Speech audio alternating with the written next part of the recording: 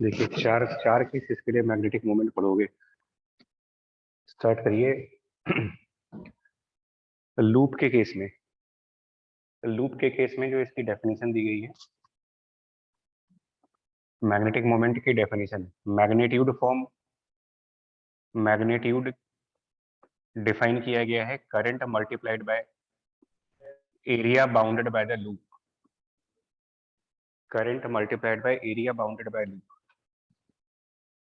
Current multiplied by area bounded by the loop.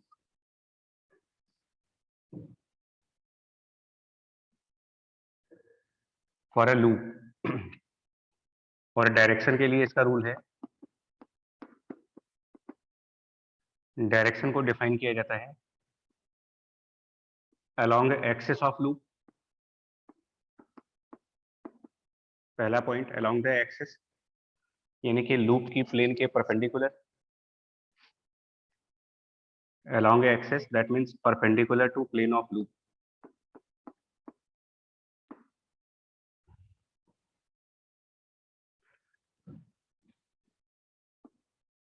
और दूसरा point इसमें ये कहते हैं कि अलोंग द एक्सिस में second point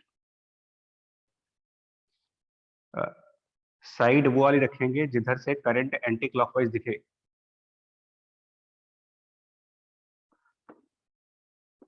towards side from where current seems to be anti clockwise.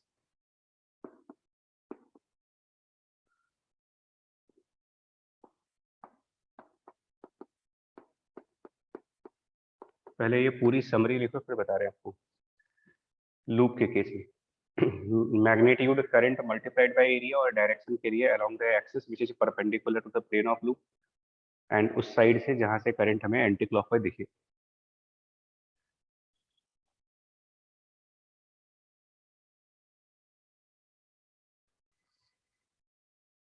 ठीक है, इतना नोट कर लें जल्दी जरा।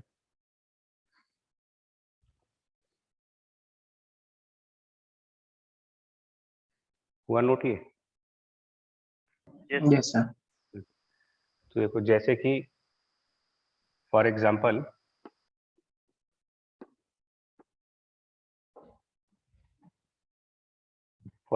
अगर हम इस तरीके से मान लें कि this is X Y Z और जेड एक्स प्लेन में एक सर्कुलर लूप है। जेड एक्स प्लेन में सर्कुलर लूप है जिसमें कुछ करंट आई फ्लो कर रहा है एंड रेडियस इसका गिवन हो सपोज स्मॉल आर। तो जस्ट डेफिनेशन के हिसाब से अगर कहा जाए कि इस लूप का मैग्नेटिक मोमेंट, तो magnetic moment of this loop in a magnitude form current और एरिया इनसाइड दिस लूप। तो अगर है तो area inside the loop will be pi into R square. अब बात आएगी डायरेक्शन की। तो ये लूप जेड एक्स प्लेन में रखा हुआ है तो लूप की प्लेन का परपेंडिकुलर, तो क्योंकि ये जेड एक्स प्लेन में है तो इसका परपेंडिकुलर हुआ वाई एक्सिस, यानी कि जो डायरेक्शन बनेगी वो जे कैप। अब या तो पॉजिटिव जे कैप आएगा या नेगेटिव जे कैप आएगा। तो अब हमें ये डिसाइड करना है कि वाई एक्सिस की कौन सी साइड ऐसी है जहां से देखने पर ये करंट आपको एंटी क्लॉकवाइज दिखेगा। मतलब अगर हम ऊपर से व्यू करें, अगर हम यहां से देखें तो क्या ये करंट क्लॉकवाइज फ्लो करती हुई दिखाई देगी या फिर एंटी क्लॉकवाइज फ्लो करती हुई दिखाई देगी? अगर ऊपर से देख रहे हैं तो ये जो क्लॉकवाइज, तो इसका मतलब पॉजिटिव वाई डायरेक्शन से देखने पर क्लॉकवाइज करंट आ रहा है, तो नेगेटिव वाई डायरेक्शन से देखने पर ये एंटी क्लॉकवाइज करंट आएगा। तो डायरेक्शन रखेंगे नेगेटिव वाई एक्सिस यानी कि माइनस ऑफ जे कैप। यही इसका मतलब है, जिस साइड से करंट एंटी क्लॉकवाइज दिखे। या फिर इसका एक तरीका और कर सकते हो कि जिस तरीके से करंट फ्लो हो रही है उस तरीके से अपने राइट हैंड फिंगर्स को बंद करें। अगर जिस तरीके से ये करंट फ्लो हो रही है अगर इस तरीके से अपना राइट हैंड फिंगर बंद करें मतलब अगर ये करंट जा रही है तो राइट हैंड की जो फिंगर्स है इनको करंट के अकॉर्डिंग कर करंट के सेंस में रोटेट करें। जैसे जैसे करंट जा रही है वैसे वैसे अपना राइट हैंड फिंगर घुमाएं तो थंब का डायरेक्शन डाउनवर्ड जाएगा।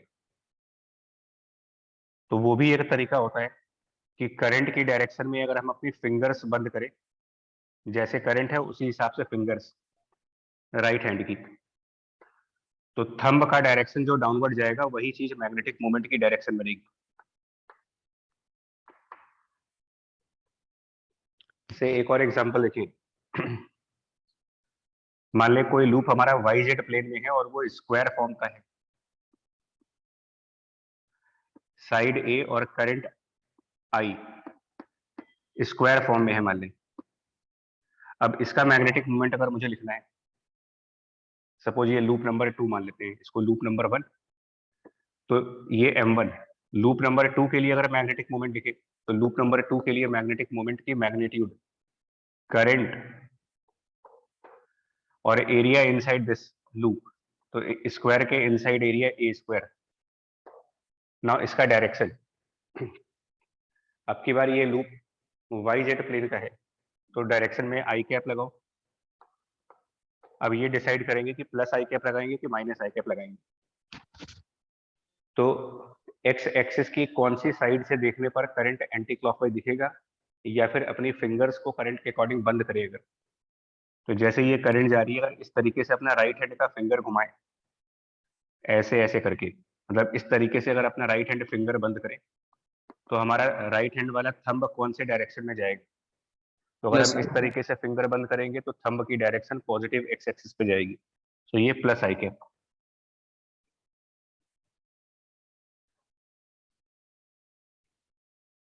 ठीक है, इतना क्लियर हुआ डेफिनेशन का पार्ट। ठीक है, यस सर। ठीक। तो ये हमारी पहली डेफिनेशन है, करंट इनटू एरिया। किसी भी तरीके का लूप हो, ज्योमेट्री कोई भी हो, सर्किल के फॉर्म में, रेक्टेंगल के फॉर्म में, स्क्वायर के फॉर्म में, ट्रायंगल के फॉर्म में, बेसिकली उसका एरिया कैलकुलेट करके करंट से मल्टीप्लाई कर दीजिए।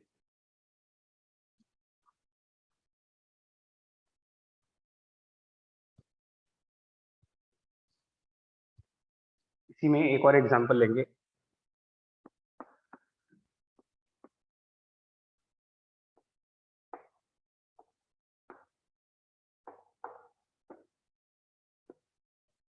अगर लूप कुछ इस तरीके से रखा हो, एक केस इसमें ऐसे भी बनता है जैसे कि एक लूप ऐसा हो जिसकी अलग अलग साइड्स अलग अलग प्लेन में आती हो,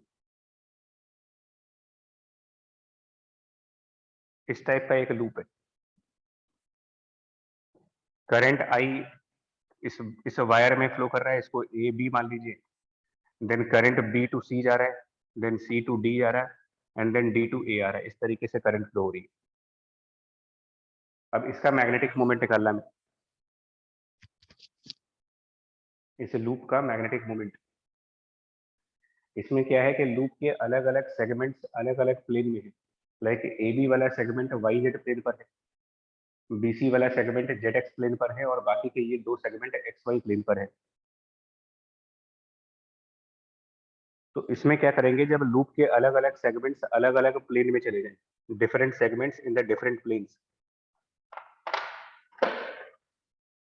तरीका क्या रखोगे इसमें मैग्नेटिक मोमेंट निकालने का। क्योंकि इसमें अगर हम लूप की प्लेन को डिफाइन तो कर नहीं पाएंगे, कुछ पोर्शन एक्स वाई प्लेन में है, कुछ पोर्शन वाई जेड प्लेन में है, कुछ पोर्शन जेड एक्स प्लेन में है। तो इसमें क्या काम करते हैं, ये जो हमारी कोऑर्डिनेट एक्सिस होंगी, हम हाइपोथेटिकली इन कोऑर्डिनेट एक्सिस के ऊपर हाइपोथेटिकली दो वायर्स मानेंगे, दो वायर्स साइमल्टेनियसली इन जेड एक्सिस पर मान ले विथ अपोजिट करंट्स।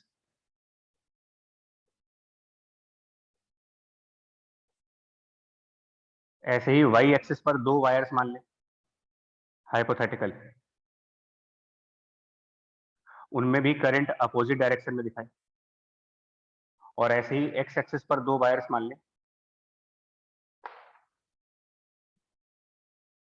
और इनमें भी करंट अपोजिट डायरेक्शन में दिखाए। इससे ओरिजिनल करंट में कोई ओरिजिनल करंट के पाथ पर कोई फर्क नहीं पड़ा, बिकॉज जब हम दो दो वायर्स दिखाएंगे और अपोजिट करंट के साथ, to wires with opposite current, तो नेट करंट इस ब्रांच में 0 है, नेट करंट इस ब्रांच में 0 है, नेट करंट यहाँ पर भी 0 है। तो जो करंट का फ्लो हमें ओरिजिनल क्वेश्चन में दिया है वही वाला फ्लो मेंटेन हो गया। अब इसके बाद इसको ऐसे मान सकते हो आप, इतना करने के बाद ये मान सकते हैं इसको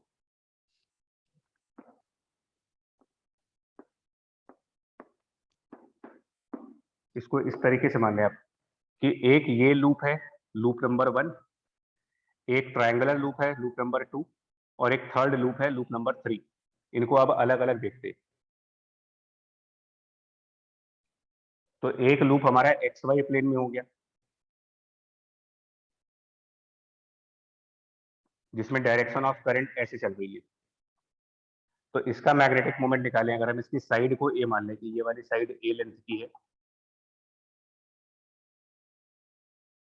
तो for this loop number 1 magnetic moment, इसको m1 लिख दे, equals to current multiplied by इसके अंदर का एरिया ए स्क्वायर। ये वाला पार्ट एक्स वाई प्लेन में है तो के कैप लगाएंगे, प्लस और माइनस के लिए करंट की तरीके से अपने राइट हैंड की फिंगर्स बंद करेंगे, जैसे करंट जा रहा है वैसे फिंगर को घुमाएं। तो अगर ऐसे फिंगर घुमाएंगे तो thumb outside, that means positive के कैप। ये इसके लिए हो गया। लूप नंबर 2, एक दूसरा लूप यहां पर मान लें,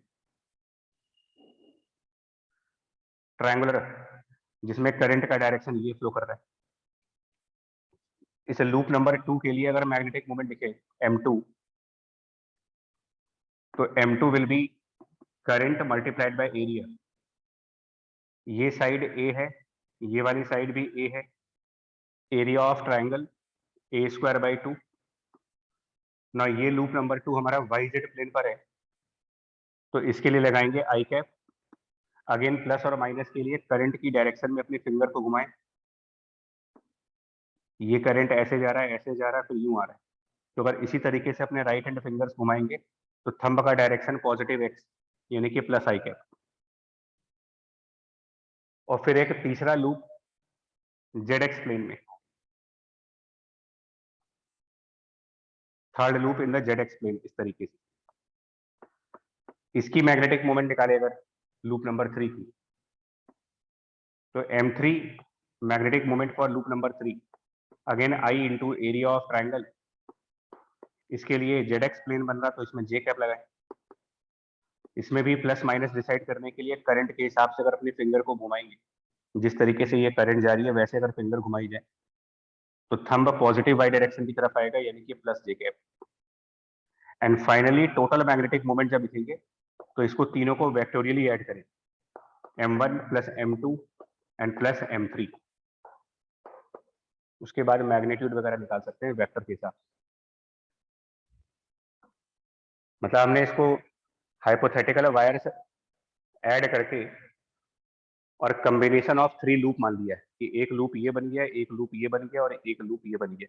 कॉम्बिनेशन ऑफ 3 लूप, ये हमारा ओरिजिनल लूप बन जाएगा।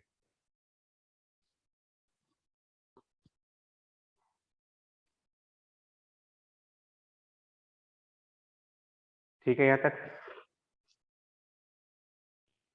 देखो,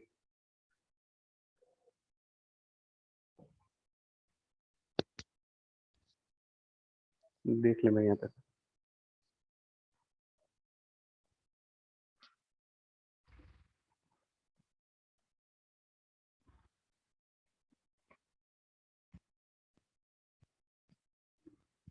नाउ सेकंड नंबर पे जाओ, क्वाइल्स के केसेस में। Now magnetic moment for coil. तो लूप और क्वाइल में डिफरेंस है। क्वाइल का मतलब होता है कई सारे लूप हैं इसमें। Coil means combination of loop. तो इनमें मैग्नेटिक मोमेंट जब निकालना होगा आपको, मतलब जब कई सारे लूप मिल करके एक क्वाइल बनाते, तो इनमें मैग्नेटिक मोमेंट फाइंड आउट करने का जो तरीका है वो ये कि magnetic moment for a coil is summation of magnetic moment of each loop in the coil.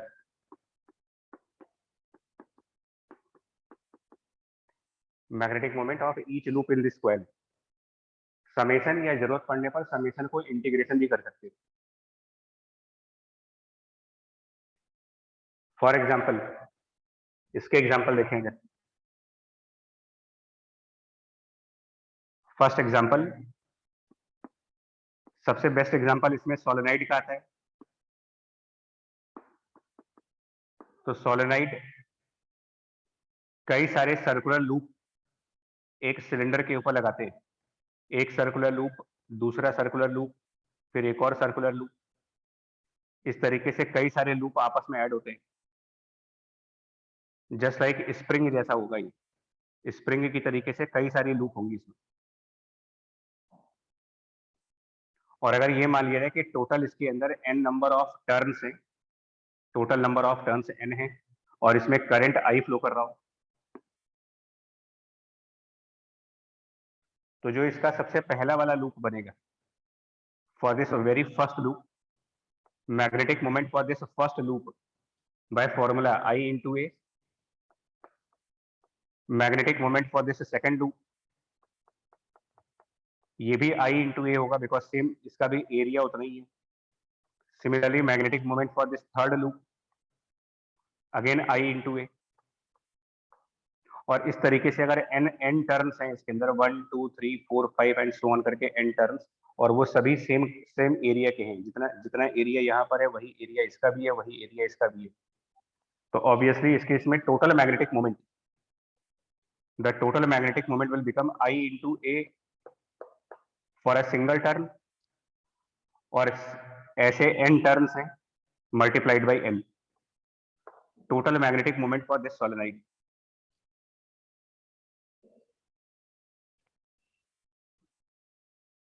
और रही बात है डायरेक्शन ऑफ मैग्नेटिक मोमेंट, तो उसका फिर वही तरीका है जिस तरीके से ये करंट फ्लो करता हुआ दिखे आपको। जैसे अगर ये करंट यहां से एंटर करा और फिर ऊपर की तरफ जाए, और ऊपर जा करके फिर नीचे की तरफ आए, करंट ऊपर जा करके नीचे आए, फिर इस तरीके से जाए, फिर ऐसे जैसे जैसे चौक चल रही है वैसे वैसे करंट का फ्लो हो रहा हो। तो जिस तरीके से ये चौक मूव कर रही है, अगर इस तरीके से करंट फ्लो कर रही है यहाँ पर, तो अपनी राइट हैंड फिंगर्स को इसी तरीके से घुमाएं कि यहाँ से करंट आया, फिर उसके बाद ऊपर चले गए, फिर ऐसे नीचे आए, तो हमारा थंब लेफ्ट साइड पर आ रहा है, यानी ये डायरेक्शन हो जाएगा magnetic movement. Magnitude is I into A into N.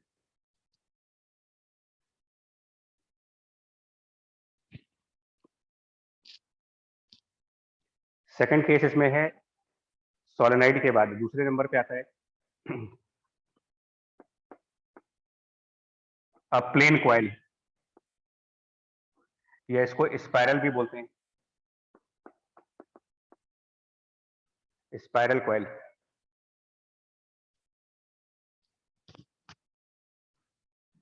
इसमें कुछ इस तरीके का है, पहले एक टर्न, फिर उससे ज्यादा रेडियस का दूसरा टर्न, उससे ज्यादा रेडियस का तीसरा टर्न, उससे ज्यादा रेडियस का चौथा टर्न, एंड सो ऑन करके हम नंबर ऑफ टर्न बढ़ाएंगे इसमें। इस तरीके से कई सारे टर्न्स हैं इसमें।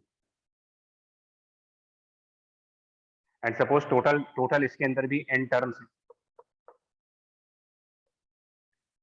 सबसे अंदर वाला टर्न जो है उसका रेडियस a है, और सबसे बाहर वाले टर्न उसकी रेडियस b है।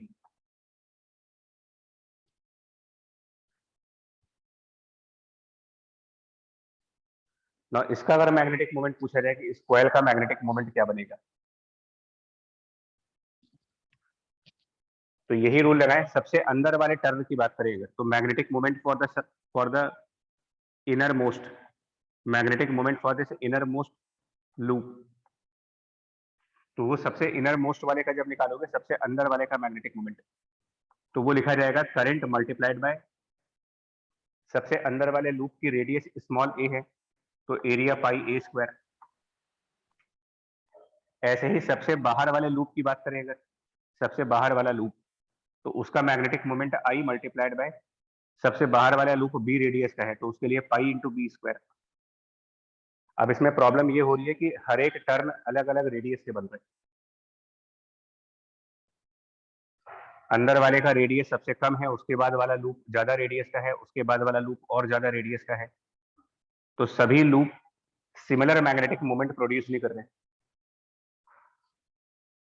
तो इसमें क्या करेंगे, डिफरेंशियल वाली अप्रोच लगाओ। कोई एक रैंडम सा लूप कंसिडर करें, कोई एक रैंडम लूप ले लें जिसका रेडियस आर हो, random loop with radius small R. तो ऐसे में इस लूप का जो मैग्नेटिक मोमेंट होगा जिसका रेडियस स्मॉल आर है, उसके लिए लिखेंगे I multiplied by pi are square. अगर कोई ऐसा लूप ले ले जिसकी रेडियस स्मॉल आर है, और उसके बाद हम डी आर डिस्टेंस आगे जाकर के एक और लूप कंसिडर कर लें। पहले आर रेडियस का लूप कंसिडर करें, फिर एक दूसरा लूप कंसिडर करें जिसका radius r plus D r हो। तो उसके लिए मैग्नेटिक मोमेंट लिखा जाएगा I into pi r plus D r का square. But d r is tending toward zero value, d r मतलब नेग्लिजिबल वैल्यू। इसका मतलब आर रेडियस वाले लूप और are plus D R radius वाले लूप, आर रेडियस और are plus D R radius वाले loop, इन दोनों लूप के मैग्नेटिक मोमेंट्स लगभग बराबर होंगे। और इनफैक्ट आर रेडियस और are plus D R radius के बीच में जितने भी लूप आएंगे वो सब लगभग सिमिलर मैग्नेटिक मोमेंट्स के होंगे। उन सभी का मैग्नेटिक मोमेंट हम approximately I into pi are square मान सकते हैं। और ऐसे कितने लूप होंगे, तो नंबर ऑफ लूप कैलकुलेट करें अगर, number of loop between the radius small R and R plus D R, तो ये यूनिटरी मेथड से कैलकुलेट होगा। सबसे इनर मोस्ट रेडियस ए है और आउटर मोस्ट रेडियस बी है। तो रेडियस ए से लेकर के और रेडियस बी के बीच में जो डिफरेंस है, इनर मोस्ट और आउटर मोस्ट की रेडियस का जो डिफरेंस बी माइनस ए, उतने डिफरेंस में अगर एन नंबर ऑफ टर्न्स हैं तो यूनिटरी मेथड लगाएं, number of turns and divided by b minus a, और हमें चाहिए डी आर विड्थ में कितने रेडियस है, तो multiplied by d r. Now this is number of turns r radius से r plus D R radius के बीच में। और इस इंटरवल में रेडियस आर से radius r plus D r के इंटरवल में किसी भी एक लूप का मैग्नेटिक मोमेंट लिखोगे I into pi are square. और क्योंकि आर से r plus D R radius के बीच में इतने टर्म्स है हमारे पास और हर एक टर्म का यही मैग्नेटिक मोमेंट है, तो multiplied by this number of turns, and then इसको इंटीग्रेट करेंगे समेशन की बजाय, limit of small R from radius A to radius B. ना ये बनेगा total magnetic moment for this spiral.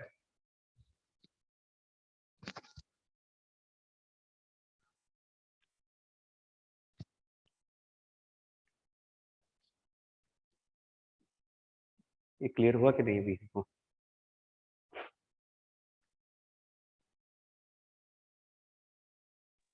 Sir एक बार फिर से बता दीजिए वो एन रेडियस वाला। कौन सा? सर नंबर ऑफ टर्न्स जो लिए आपने दिया है। तो नंबर ऑफ टर्न इस मेथड से निकाल रहे हैं ना भाई, इस सब यहाँ से लूप स्टार्ट हो रहा है, जब लूप की स्टार्टिंग हुई है तो रेडियस ए था और जब एंड हुआ है तो रेडियस बी है। तो ये जो विड्थ होगी, ये टोटल विड्थ लिखी जा सकती है b minus a, outer radius minus inner radius, ये विड्थ हुई। और बी माइनस ए विड्थ में total n number of turns present है। तो हमने नंबर ऑफ टर्न को डिवाइड किया है टोटल विड्थ से, n upon b minus a, ये पता लगाने के लिए कि यूनिट विड्थ में कितने नंबर ऑफ टर्न्स आएंगे।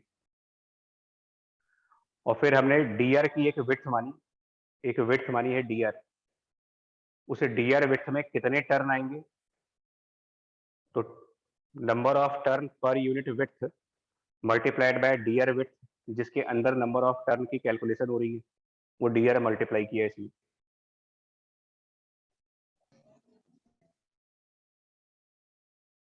अभी भी नहीं आया? आ गया सर। आ गया। कैलकुलस अप्रोच लगेगी स्पाइरल कॉइल में। और तीसरा एक और आता है, 3 तरीके की कॉइल्स हैं, सोलेनॉइड, स्पाइरल, तीसरी एक कॉइल है, उस तीसरी कॉइल को हम कहते हैं टॉरॉइड। तीसरी कॉइल एक टॉरॉइड के फॉर्म में, ये इस तरीके की कॉइल होगी। इसको डोनट भी बोलते हैं, डोनट। डोनट का स्ट्रक्चर बनता है इसमें।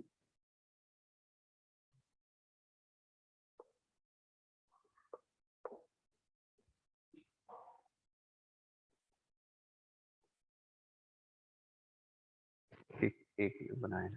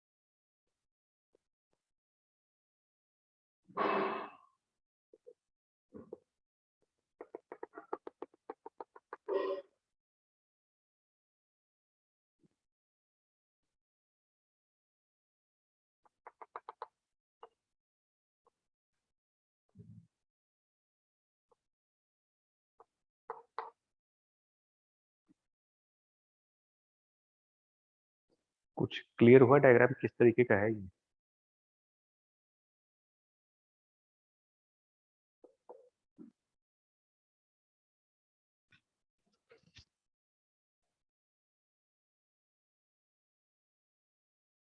एक तरीके से ना एक क्यूबॉइड को हाफ सर्कल में मोड़ दिया गया है, क्यूबॉइड को बेंड कर दिया गया है हाफ सर्कल में।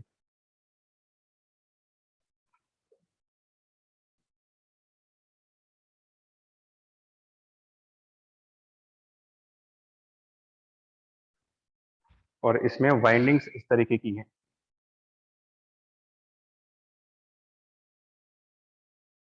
ये आ रहा डायग्राम क्लियर कि नहीं कुछ? Yes sir. Yes sir. इसमें वाइंडिंग्स ऐसे हैं, ऐसे करके मान लो एक करंट कैरिंग वायर गया, फिर वो ऐसे इसके अराउंड लूप बना रहे हैं। मतलब इसके अराउंड इस तरीके से वायर जाएंगे, फिर नीचे की तरफ आएंगे, फिर इसके ऊपर एक और वायर जाएगा, फिर ऐसे आएगा। इस तरीके से लूप बन रहे हैं इसमें।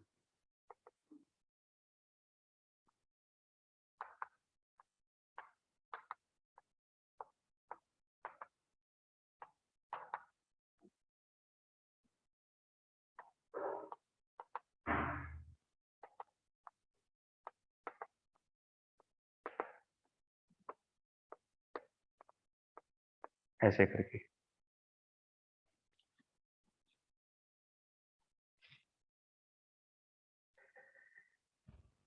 ना, इनका जो फ्रंट एरिया है, ये वाला एरिया जिसको फ्रंट एरिया बोल रहे हैं, क्रॉस सेक्शनल, ये वाला एरिया कैपिटल ए है।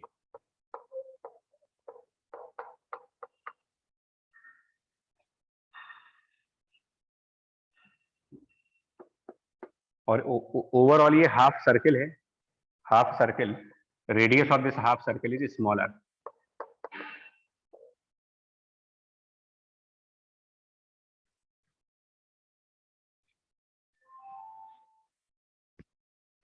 अब इसमें होगा क्या एक्चुअली,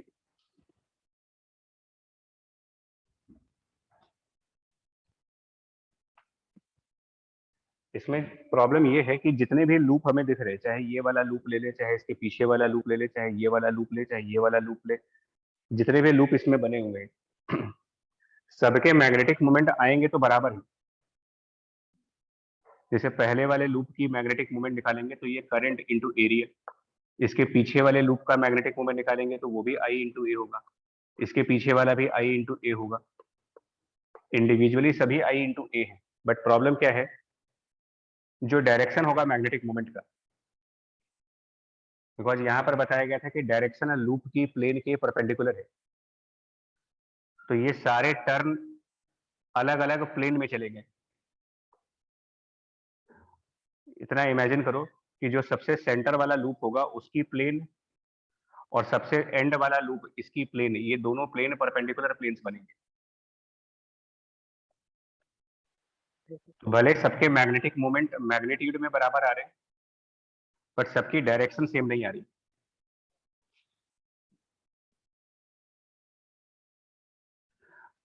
अब इसका एक 2D व्यू दिखाया जाता है इसी को डायग्राम में एक 2 डायमेंशनल व्यू दिखाते हैं। वो 2 डायमेंशनल व्यू इस तरीके से दिखाते हैं, हाफ सर्कल बनाते हैं और वो 2D व्यू टोरॉइड के ऊपर खड़े होकर के देखा जाता है कि अगर यहां से देखा जाए बिल्कुल उसके ऊपर से, तो जो अंदर वाली एज है, ये अंदर वाली एज, जिस तरीके से करंट की डायरेक्शन दिख रही है हमें, इस तरीके से अगर देखा जाए तो ये करंट आ करके और अंदर वाली एज में नीचे की तरफ जाएगी, यानी इस ऑब्जर्वर से दूर जाएगी। अगर ऊपर से देखेंगे तो ये करंट टॉप वाले ऑब्जर्वर से अवे जा रही है डाउनवर्ड डायरेक्शन में, और जब एक ऑब्जर्वर से अवे अगर कोई चीज जाती है तो उसे हम दिखाते हैं एज अ क्रॉस सिंबल। तो यहां पर हम इसे क्रॉस करके करंट्स दिखाते हैं।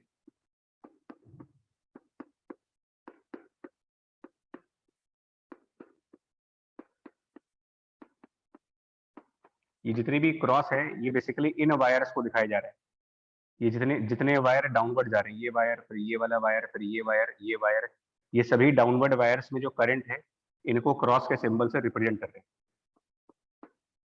और इन्हीं के अपोजिट दूसरे साइड पर एक वायर होगी। जैसे अगर यहाँ पर करंट डाउनवर्ड डायरेक्शन में है तो इसी वायर के बिल्कुल पैरेलल दूसरे साइड पर भी एक स्ट्रेट वायर होगा जिसमें करंट ऊपर की तरफ आ रहा होगा। इस स्ट्रेट वायर के अपोजिट यहाँ पर भी एक वायर होगा जिसमें करंट ऊपर की तरफ आ रहा होगा। तो ये सभी करंट इस ऑब्जर्वर की तरफ आएंगे, तो इनको हम यहाँ डॉट के सिंबल से दिखाते हैं।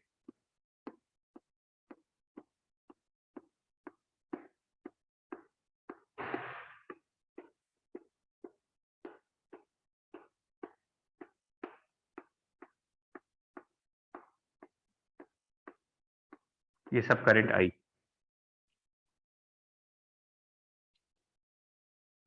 अब क्या करेंगे, सेंटर पॉइंट से जो लाइन ऑफ सिमेट्री बनेगी, सेंटर पॉइंट से लाइन ऑफ सिमेट्री,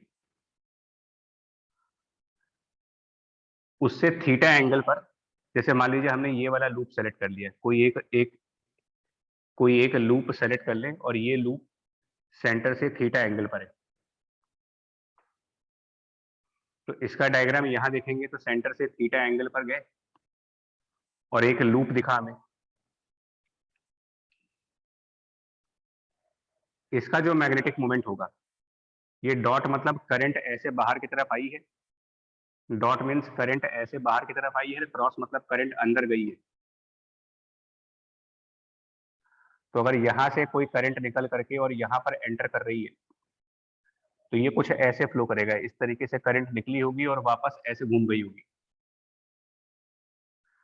तो अगर यहां से करंट निकल करके और यहां पर एंटर करानी है तो राइट हैंड फिंगर जब ऐसे घुमाएंगे तो इस लूप की प्लेन के परपेंडिकुलरली मैग्नेटिक मोमेंट दिखाए।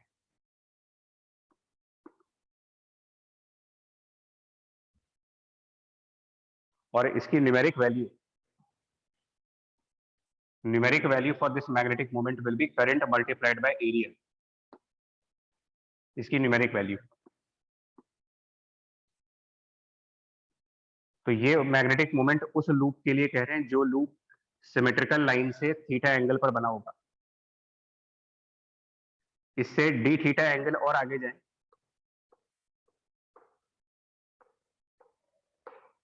तो एक और लूप दिखेगा, और क्योंकि ये डी थीटा एंगल छोटा एंगल होगा, तो थीटा एंगल वाला लूप और डी थीटा एंगल आगे जाने पर जो लूप ले रहे हैं, ये दोनों लूप लगभग सेम प्लेन में मान सकते हैं कि जिस प्लेन में ये थीटा एंगल वाला लूप होगा, ऑलमोस्ट उसी प्लेन में डी थीटा एंगल आगे जाने करके जो लूप मिलेगा, ये दोनों लगभग एक ही प्लेन में होंगे लगभग। और टोटल कितने टर्न्स डी थीटा के एंगल में मिलेंगे मेरे को, तो total turns in the D theta angle, diagram में तो क्लियर डायग्राम बनाने के लिए इन दोनों टर्न्स के बीच में गैप है, बट एक्चुअल में इस टर्न में और इस टर्न के बीच में भी खूब और भी टर्न्स होंगे, इनके बीच में कई सारे लूप होंगे। वो टोटल कितने टर्न होंगे डी थीटा के एंगल में, तो लेफ्ट साइड से राइट साइड तक पूरा 180 डिग्री का एंगल बन रही है। तो अगर 180 डिग्री के एंगल में हम लोगों ने कैपिटल एन टर्न्स को एकोमोडेट किया है, 180 के एंगल में अगर number of turns capital N थे, तो डी थीटा के एंगल में जो नंबर ऑफ टर्न्स होंगे, वो फिर से एक बार यूनिटरी मेथड लगाएंगे, N divided by pi into D theta.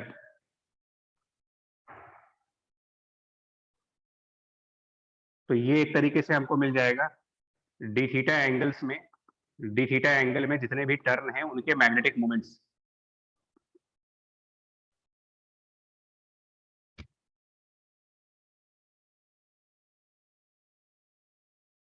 और इनको जब रिजॉल्व करेंगे, अगर सिमेट्रिकल लाइन से थीटा एंगल पर है,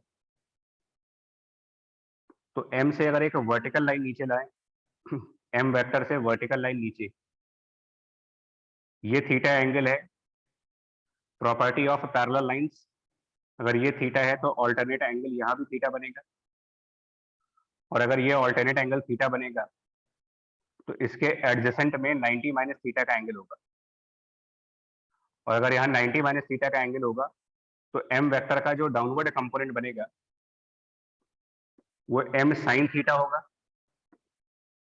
और एम वेक्टर का जो हॉरिजॉन्टल कंपोनेंट बनेगा वो एम कॉस थीटा।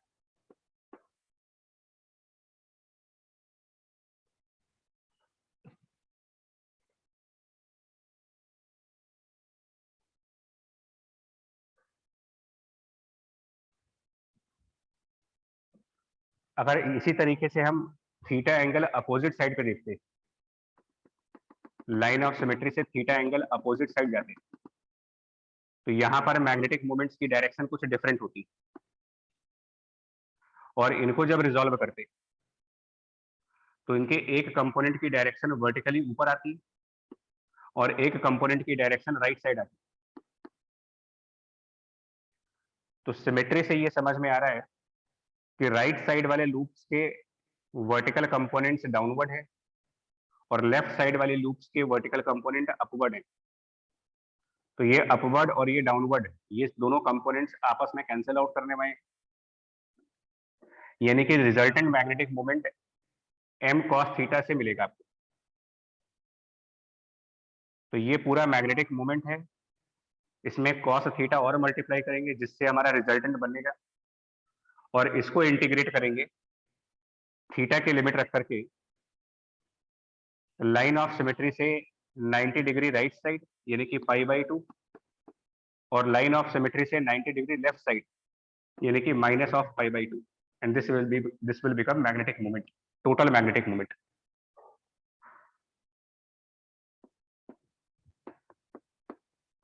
ये आएगा NIA अपॉन पाई,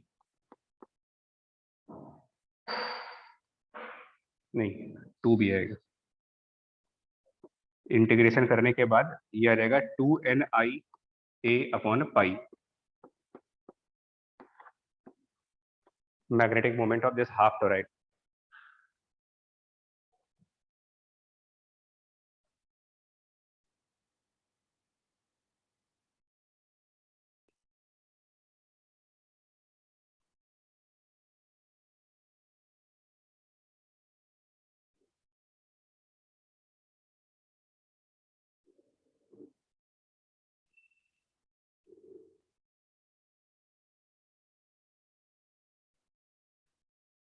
नोट करके बता दीजिए।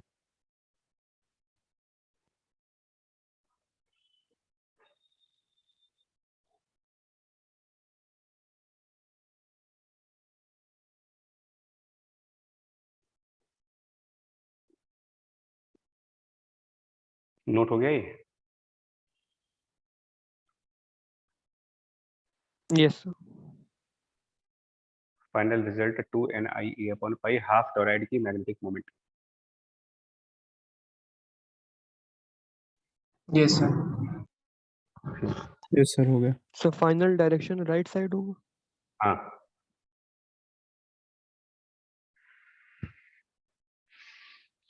दो हो गए। ये 3 क्वाइल्स हैं टोटल 3 क्वाइल्स के मैग्नेटिक मोमेंट्स पूछे जाते हैं। तीसरे नंबर पे आता है ये थोड़ा सा हम चेंज करें। तीसरे नंबर पे बार मैग्नेट्स आते हैं, magnetic moment of bar magnet.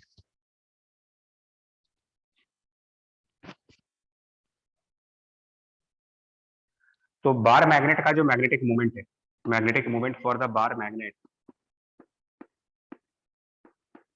इसकी कन्वेंशनल डेफिनेशन जो है, conventional definition of magnetic moment of a bar magnet, तो ये डिफाइंड, इसकी डेफिनेशन थोड़ी अलग है। Magnetic moment of bar magnet conventionally defined as Pm into L, where Pm called as pole strength,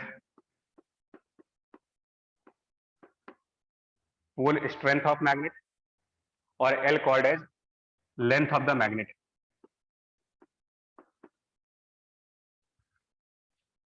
ये इसकी कन्वेंशनल डेफिनेशन, बार मैग्नेट की conventional definition, that pole strength into the length defined as bar magnet का magnetic moment.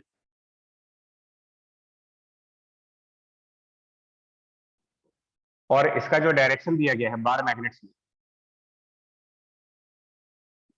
बार magnets में magnetic moment की direction को define किया गया है from south pole to the north pole, south pole से north pole की तरफ direction of a magnetic moment.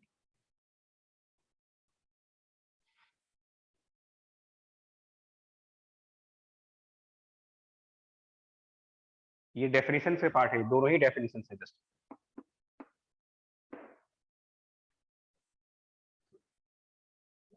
Pole strength को कुछ किताबों में, कुछ बुक्स में मैग्नेटिक चार्ज भी कहा गया है।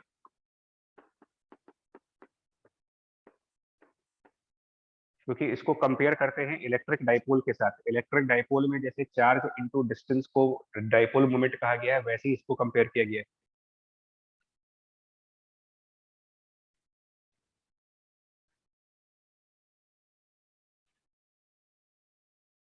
इसके ऊपर लास्ट ईयर क्वेश्चन था 21 के 3 अगस्त के, मतलब 3 अगस्त में सेकंड वाली शिफ्ट में क्वेश्चन था इसका। क्वेश्चन में पोल स्ट्रेंथ गिवन थी और लेंथ गिवन थी, सो डायरेक्टली मैग्नेटिक मोमेंट पूछा हुआ था जस्ट फॉर्मूले के ऊपर। बाकी ये कहा जाता है कि जो बार मैग्नेट है और सोलेनाइड, बार मैग्नेट और सोलेनाइड एक दूसरे के इक्विवेलेंट है, क्योंकि जिस तरीके की मैग्नेटिक फील्ड लाइंस बार मैग्नेट्स की बनती है, मतलब एक्सपेरिमेंटली जब ये देखा गया कि बार मैग्नेट की मैग्नेटिक फील्ड लाइंस, तो उसमें मालूम चला कि बार मैग्नेट की जो मैग्नेटिक फील्ड लाइन बनती है, मैग्नेट के अंदर वो साउथ से नॉर्थ जाते हैं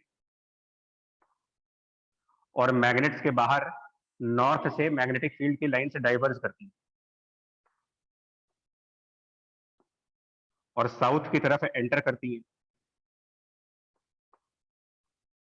और ये magnetic field line close loop भी बनाते हैं आपस में जाकर। तो इस तरीके की मैग्नेटिक फील्ड लाइंस नोटिस की गई हैं बार मैग्नेट में। और जब सोलेनाइड की मैग्नेटिक फील्ड लाइंस ड्रॉ की गई, मतलब सोलेनाइड्स के मैग्नेटिक फील्ड लाइंस को जब प्लॉट किया गया,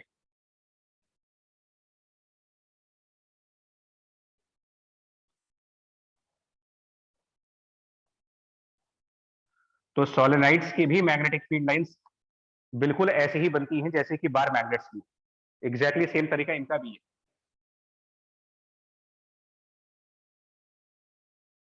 Similar magnetic field lines inside solenoid, straight lines,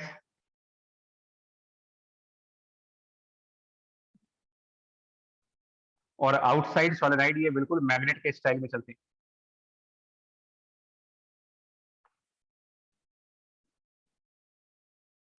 और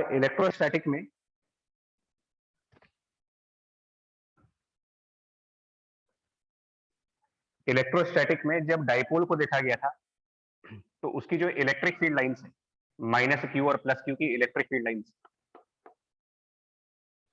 वो भी सिमिलर पैटर्न थे। इलेक्ट्रिक फील्ड लाइन प्लस से माइनस की तरफ आएंगी, कुछ इस तरीके से आएंगी, कुछ ऐसे जाएंगी।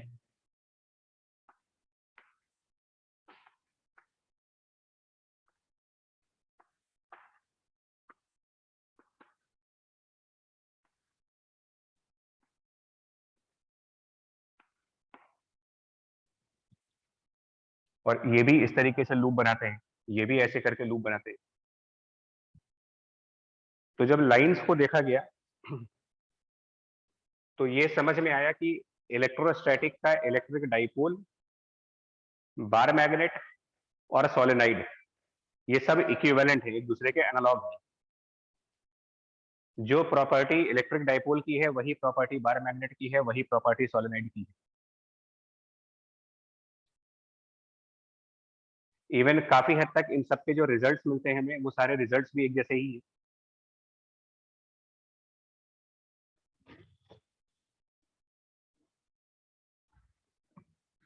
न्यूमेरिकल करने के लिए ये ध्यान रखोगे कि bar magnet is equivalent to solenoid and also equivalent to electric dipole.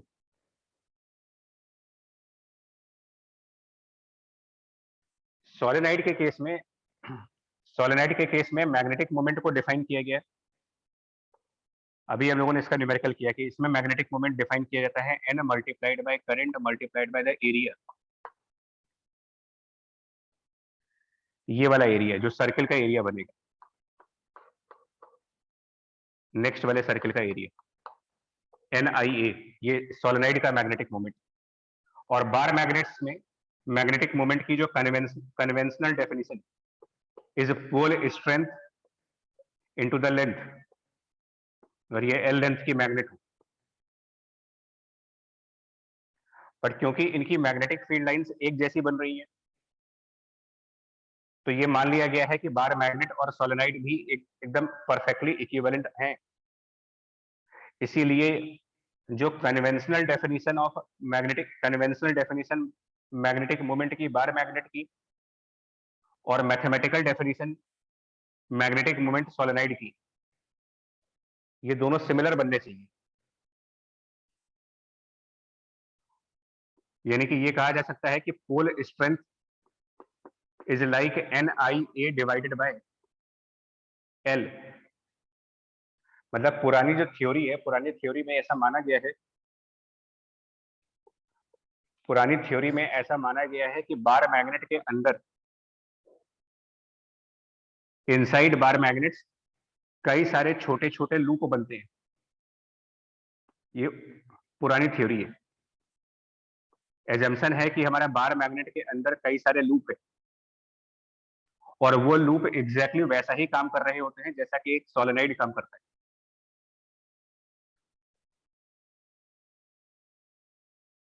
Sir इसमें डायरेक्शन तो पर उल्टी आ रही है मतलब।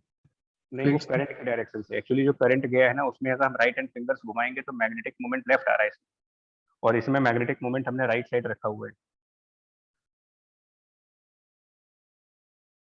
यहाँ पर साउथ से नॉर्थ मैग्नेटिक मोमेंट है, इसमें मैग्नेटिक मोमेंट करंट के हिसाब से है ना, करंट इधर जा रहा है, तो जब इस हिसाब से अपने राइट हैंड फिंगर्स को घुमाएंगे जैसे जैसे करंट जा रहा है, ये, हाँ इसमें उल्टा हो गया, सॉरी इसमें उल्टा हो गया,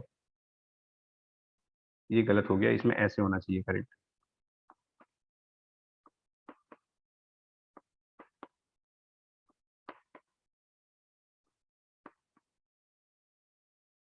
तो इसके भी क्वेश्चन आते हैं, मतलब इस लेवल पर भी क्वेश्चन पूछे जाते हैं कि हमें पोल स्ट्रेंथ गिवन होती है,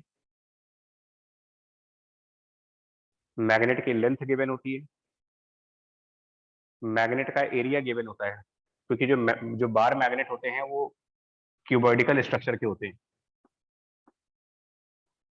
तो इनका फ्रंट वाला एरिया दिया होता है यहाँ पर, जैसे एरिया ए। और हम लोगों से पहला क्वेश्चन ये पूछते हैं, what is the current inside the bar magnet. क्योंकि पुरानी थ्योरी यही बताती है कि बार मैग्नेट की मैग्नेटिक फील्ड उसके अंदर प्रेजेंट करंट की वजह से। तो बार मैग्नेट के अंदर वर्चुअली कितनी करंट फ्लो हो रही है जिससे कि वो बार मैग्नेट एक मैग्नेटिक फील्ड प्रोड्यूस कर रहा है, वो करंट निकालने के लिए ये रिलेशन यूज करेंगे। और N इंटू आई इस PM into l divided by a. इस N इंटू आई को बोलोगे total current of the magnet, total current in bar magnet.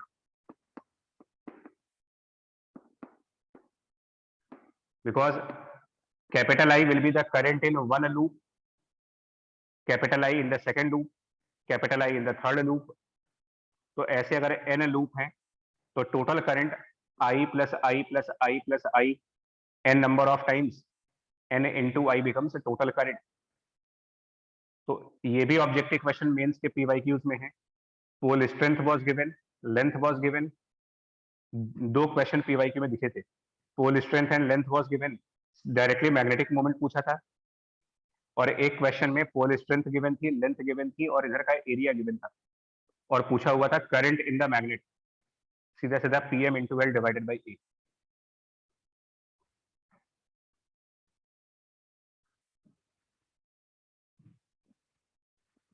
इसके अलावा क्वेश्चंस ये भी पूछे जाते हैं कि अगर हमारे पास कोई बार मैग्नेट हो,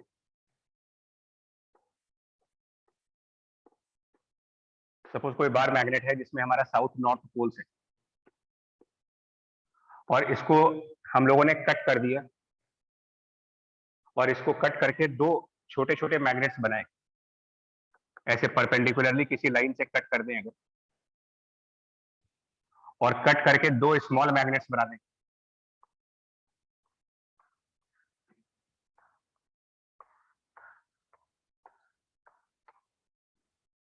इसको कट करें और दो मैग्नेट्स में क्रिएट कर दें 1 और 2। तो ये पूछते हैं कि मैग्नेटिक मोमेंट पर क्या फर्क पड़ गया होगा और पोल स्ट्रेंथ पर क्या फर्क पड़ता है। तो अगर इस बार मैग्नेट को कट करके और दो छोटे छोटे पार्ट्स में डिवाइड करें, अगर ओरिजिनल मैग्नेट का मैग्नेटिक मोमेंट m है और पोल स्ट्रेंथ PM है, तो कट करने के बाद जो दो पार्ट्स मिलेंगे उनकी पोल स्ट्रेंथ क्या बनेगी और उनकी मैग्नेटिक मोमेंट्स क्या बनेगी।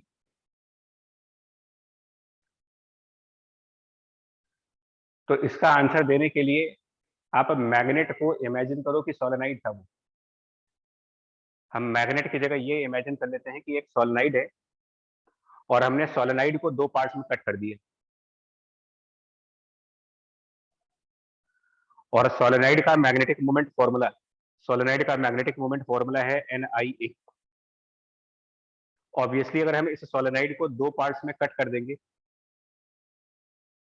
तो एक पार्ट के जो नंबर ऑफ टर्न होंगे, नंबर ऑफ टर्न इन 1/2, वो ऑब्वियसली पूरे के हाफ हो जाएंगे। अगर टोटल 100 टर्न्स हैं तो आधा आधा करने पर 50-50 टर्न्स हो जाएंगे, तो n हाफ होगा, इसलिए मैग्नेटिक मोमेंट हाफ हो जाएगी। यानी कि ये m/2 का मैग्नेटिक मोमेंट और ये m/2 का मैग्नेटिक मोमेंट, अगर हाफ हाफ पार्ट्स में डिवाइड कर रहे हैं, बेसिकली जिस लेंथ के जिस रेशियो में डिवाइड करेंगे उसी रेशियो में मैग्नेटिक मोमेंट भी डिवाइड होगा। और पोल स्ट्रेंथ की अगर हम बात करें तो पोल स्ट्रेंथ में नंबर ऑफ टर्न और लेंथ दो चीजें इन्वॉल्व है। सोलेनाइड को जब हम आधा कर देंगे, सोलेनाइड को जब हाफ करेंगे तो न्यूमरेटर में नंबर ऑफ टर्न ये भी हाफ हो जाएंगे, और डिनोमिनेटर में जो लेंथ बची वो भी हाफ हो गई, यहां भी हाफ और यहां भी हाफ, यानी कि pole strength as it is रहेगी, PM कोई चेंज नहीं।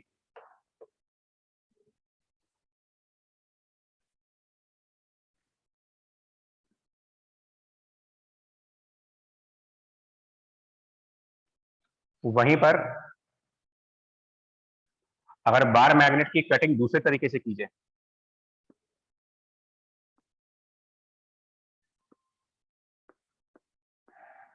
साउथ नॉर्थ, और अगर इसको कट करा जाए लॉन्गिट्यूडनल तरीके से, इस तरीके से कट कर दे,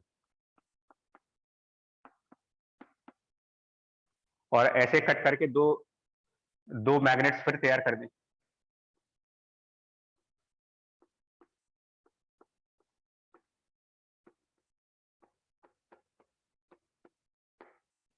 तो ये ऑब्वियस है कि अगर इस तरीके से कटिंग करोगे तो अगर यहाँ पर एरिया कैपिटल ए था तो कट करने के बाद नाउ एरियाज a/2 और a/2 बचे, और इस तरीके से कट करने पर ओरिजिनल लेंथ और बाकी की जो लेंथ है उनमें कोई फर्क नहीं आएगा। इवन नंबर ऑफ टर्न्स में भी फर्क नहीं आएगा, क्योंकि अगर हम लॉन्गिट्यूडनली कट करेंगे तो जितने टर्न ऊपर हैं उतने ही टर्न नीचे भी हैं, और उतने ही टर्न टोटल वाले में भी है। नो, मैग्नेटिक मोमेंट NIA, जो नंबर ऑफ टर्न्स यहाँ थे वही नंबर ऑफ टर्न्स यहाँ भी है। तो अगर ओरिजिनल मैग्नेट का मैग्नेटिक मोमेंट M और पोल स्ट्रेंथ PM है ओरिजिनल वाले की, तो उतने ही नंबर ऑफ टर्न यहाँ पर भी मिल रहे हैं, N सेम हुआ, बट यहाँ पर एरिया A था और यहाँ पर एरिया a/2 हो रहा है, और एरिया के प्रपोर्शन में magnetic moment. So now the magnetic moment of this part will become M/2 and magnetic moment for this part will also become M/2. और पोल स्ट्रेंथ, इन दोनों को आपस में कंपेयर कर रहे हैं तो pole strength coming as NIA divided by L। Number of turns में फर्क पड़ नहीं रहा, लेंथ भी नहीं फर्क पड़ रही, जो लेंथ ओरिजिनल मैग्नेट की है वही लेंथ यहाँ भी है, N में फर्क नहीं है, L में फर्क नहीं है, बट एरिया आधा हो गया, एरिया हाफ हुआ यानी पोल स्ट्रेंथ हाफ हो गई, यानी कि इन मैग्नेट्स की pole strength PM/2 and then PM/2।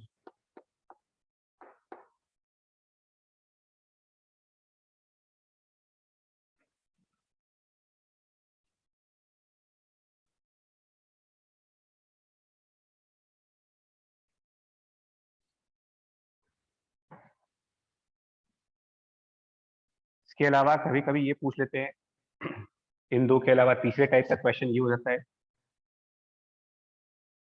कि अगर हम दो बार मैग्नेट्स को कंबाइंड कर दें और हम दो बार मैग्नेट्स परपेंडिकुलर पुट करें, एक बार मैग्नेट और एक और बार मैग्नेट, और दोनों बार मैग्नेट्स परपेंडिकुलर, और इंडिविजुअली इसका मैग्नेटिक मोमेंट हमारा M1 है और दूसरे का मैग्नेटिक मोमेंट M2 है, तो रिजल्टेंट मैग्नेटिक मोमेंट क्या बनेगा?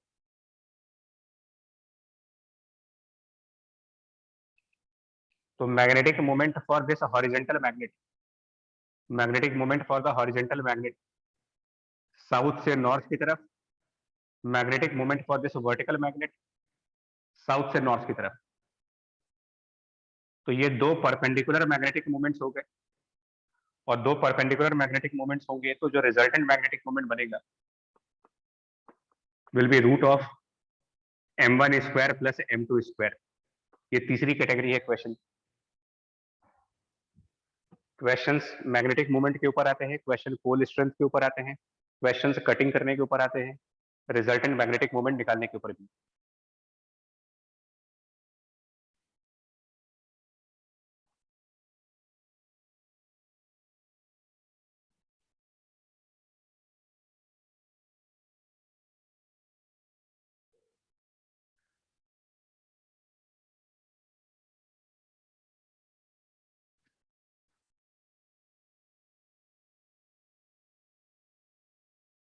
इसके अलावा एक क्वेश्चन ये भी आता है,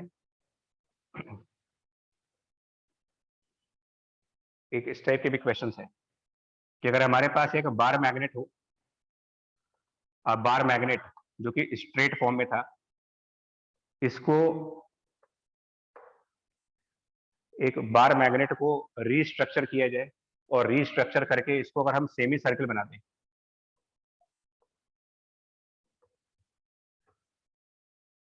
मतलब इसको बेंड करा जाए और बेंड करके इसको सेमी सर्कल में कन्वर्ट कर दें।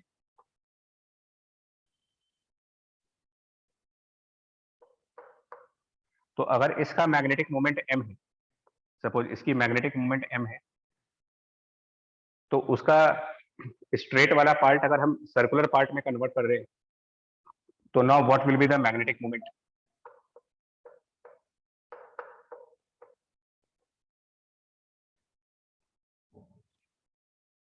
एक बार फिर कंपैरिजन करेंगे। Compare the straight magnet as a solenoid, compare with the solenoid and compare it with a toroid. तो अभी हम लोगों ने डिस्कशन किया था कि अगर सोलेनोइड है तो मैग्नेटिक मोमेंट NIA, और जब टोरॉइड बन जाएगा तो मैग्नेटिक मोमेंट अभी कैलकुलेट हुआ था 2NIA अपॉन पाई।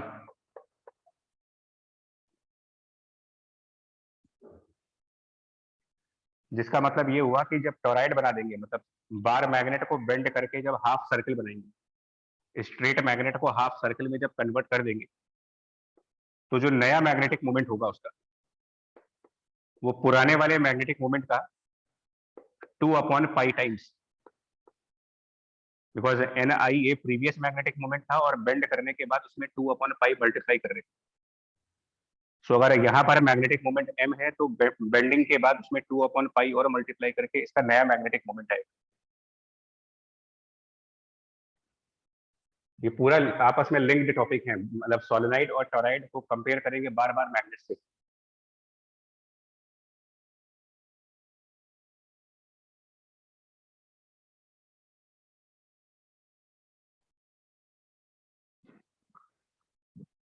इसके अलावा पहले यहाँ तक नोट कर लो, लिख चुके हो कि नहीं यहाँ तक? Yes sir, लिख लिया। Yes, sir. इनके अलावा फिर देखो, क्योंकि बार मैग्नेट की मैग्नेटिक फील्ड लाइन और इलेक्ट्रिक डाइपोल की इलेक्ट्रिक फील्ड लाइन सिमिलर थी, तो कुछ ऐसे भी रिजल्ट्स हैं हमारे पास जो इलेक्ट्रोस्टैटिक में पढ़े गए थे, वो बार मैग्नेट्स में भी काम करेंगे।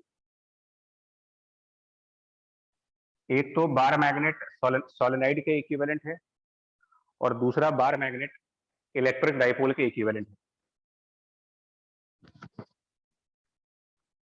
तो जितने भी रिजल्ट हमारे इलेक्ट्रिक डाइपोल में पढ़े गए, जैसे torque on electric dipole, so answer is that torque on electric dipole P cross E,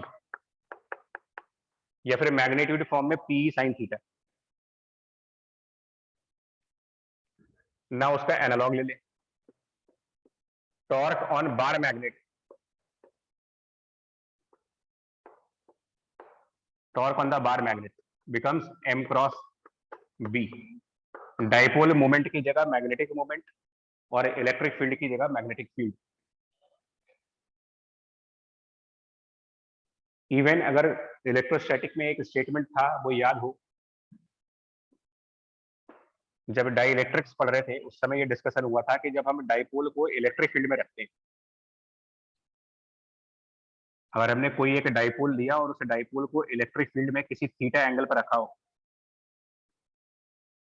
तो इलेक्ट्रिक फील्ड की जो टॉर्क बनती है, टॉर्क बाय इलेक्ट्रिक फील्ड, उसका एक फंडामेंटल नेचर है, और फंडामेंटल नेचर ये होता है कि वो टॉर्क इस डाइपोल को इलेक्ट्रिक फील्ड की लाइन पर अलाइनमेंट करना चाहता है।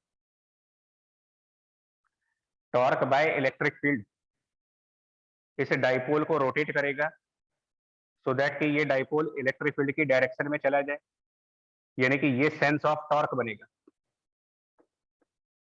The torque has a tendency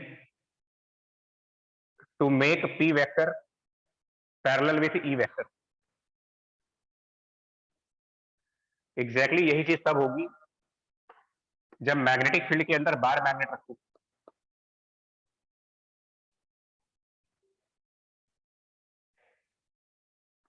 अगर इस तरीके से एक बार मैग्नेट रखा जाए एट सम थीटा एंगल, जिसका मैग्नेटिक मोमेंट साउथ से नॉर्थ है, तो यही काम मैग्नेटिक फील्ड भी करेगा। मैग्नेटिक फील्ड इस मैग्नेट के ऊपर टॉर्क लगाएगा और वो टॉर्क भी इसको मैग्नेटिक फील्ड की डायरेक्शन में अलाइनमेंट देगा। बिल्कुल सिमिलर रिजल्ट हैं।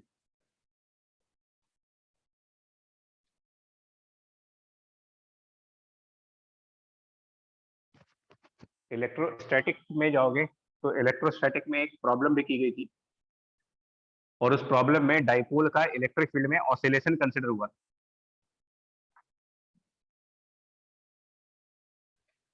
ये पहला रिजल्ट, मतलब यहां पर टॉर्क को मैग्नीट्यूड के फॉर्म में लिखेंगे तो ये लिखेंगे m into B into sine theta. यहां पर टॉर्क लिख रहे हैं मैग्नीट्यूड फॉर्म में पीई साइन थीटा। मतलब ये पूरा टॉपिक एक ऐसा टॉपिक है जिसको याद नहीं करना पड़ता है। डाइपोल याद कर लिया तो ये भी याद हो गया।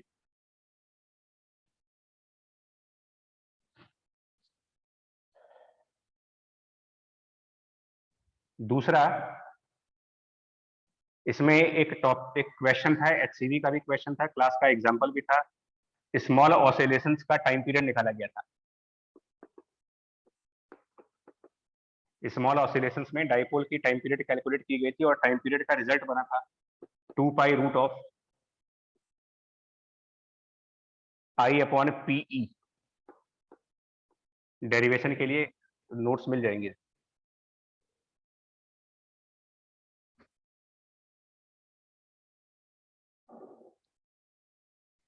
सिमिलरली अगर एक मैग्नेटिक फील्ड में ऑसिलेट करे तो ऑसिलेशन ऑफ मैग्नेट कहीं पर दिया जाए तो again the time period will be written as 2 pi and root of I. Dipole moment की जगह मैग्नेटिक मोमेंट, इलेक्ट्रिक फील्ड की जगह magnetic field, and I means moment of inertia.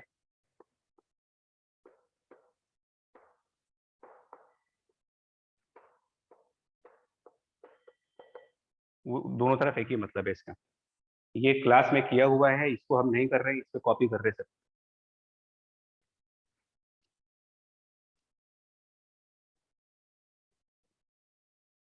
But bar magnet का जो मोमेंट ऑफ इनर्शिया होगा, बार magnet की moment of inertia, वो निकालने में थोड़ी मेहनत है, क्योंकि बार मैग्नेट ज्योमेट्रिकली एक क्यूबॉइड है। तो बार मैग्नेट्स जब हम देखते हैं तो मार्केट से जब भी कोई बार मैग्नेट परचेज करते हैं तो वो बार मैग्नेट एक क्यूबॉइडिकल स्ट्रक्चर है।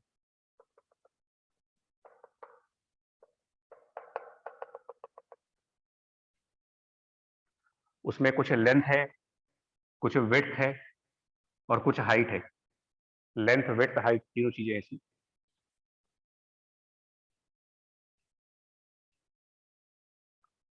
ऐसे में अगर यहाँ पर कोई एक्सिस पास करेगी इसमें और उसके लिए मोमेंट ऑफ इनर्शिया निकालना होगा, कैपिटल आई मान लेते हैं, तो इसके लिए रोटेशनल मैकेनिक्स जाए।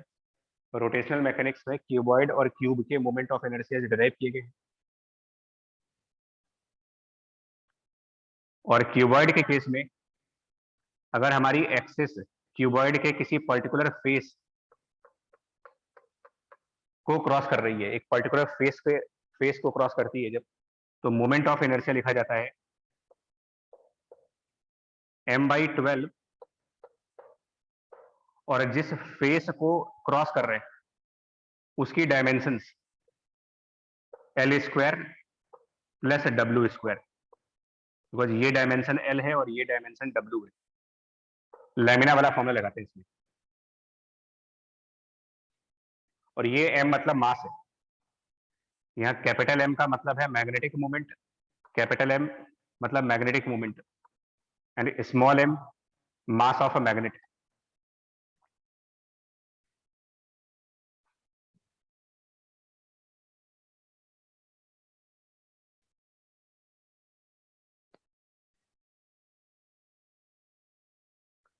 इस पर भी क्वेश्चंस हैं, इस पॉइंट के ऊपर भी पुराने मतलब प्रीवियस पेपर्स में क्वेश्चन है। और किस तरीके के क्वेश्चन है इसमें, इस आर्टिकल पर किस तरीके के क्वेश्चन हैं, उसमें एक दो क्वेश्चन दिखा रहे हैं।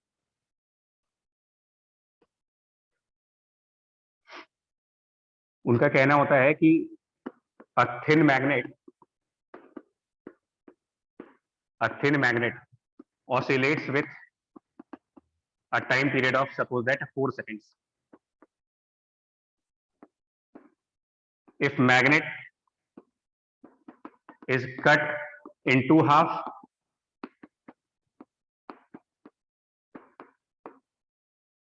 and one part is used in oscillation, what will be the new time period?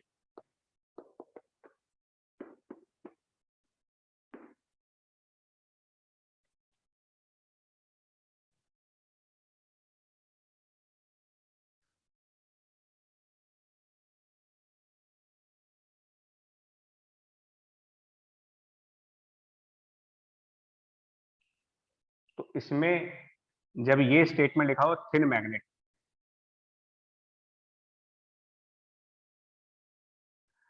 Then this thin means, thin magnet का मतलब width tending to 0 and height also tending to 0,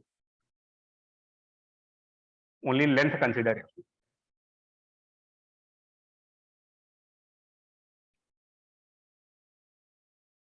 तो इस तरीके से क्वेश्चन दे सकते हैं कि जो पहले वाला टाइम पीरियड है वो लिखेंगे 2 पाई एंड रूट में moment of inertia divided by mv, और जो नया वाला टाइम पीरियड आएगा टी डैश मान लेंगे। अगर हम सिर्फ एक पार्ट यूज करेंगे तो ये ऑब्वियस है कि मास हाफ हो जाएगा, और मास हाफ होगा और साथ में लेंथ भी हाफ होगी। अगर इस मैग्नेट को दो हाफ पार्ट्स में डिवाइड करेंगे तो मास हाफ होगा, लेंथ भी हाफ हो जाएगी, ओवरऑल मोमेंट ऑफ इनर्शिया पहले का 1/8 हो जाएगा, जितना पहले था उसका 1/8, हाफ यहाँ पर और हाफ का स्क्वायर यहाँ पर। और अभी डिस्कस हुआ है कि मैग्नेट को हाफ करने पर उसका मैग्नेटिक मोमेंट भी आधा हो जाता है, ये वैल्यू भी हाफ हो जाएगी। अब इससे पता लगा सकते हैं कि नया टाइम पीरियड पहले वाले टाइम पीरियड से कितना डिफरेंट आएगा।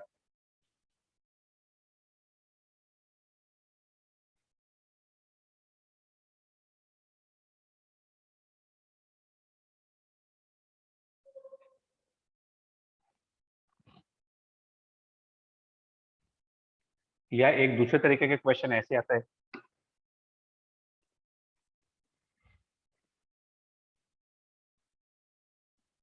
दूसरी टाइप की प्रॉब्लम ऐसे आती है कि दो मैग्नेट्स एक के ऊपर एक रखे गए, मैग्नेट 1 और इसके ऊपर एक मैग्नेट 2, दो मैग्नेट्स हैं, दोनों के साउथ पोल एक तरफ है और नॉर्थ पोल एक तरफ है। इसका मैग्नेटिक मोमेंट m1 है और मोमेंट ऑफ इनर्शिया i1 है, दूसरे का मैग्नेटिक मोमेंट m2 है और मोमेंट ऑफ इनर्शिया i2 है।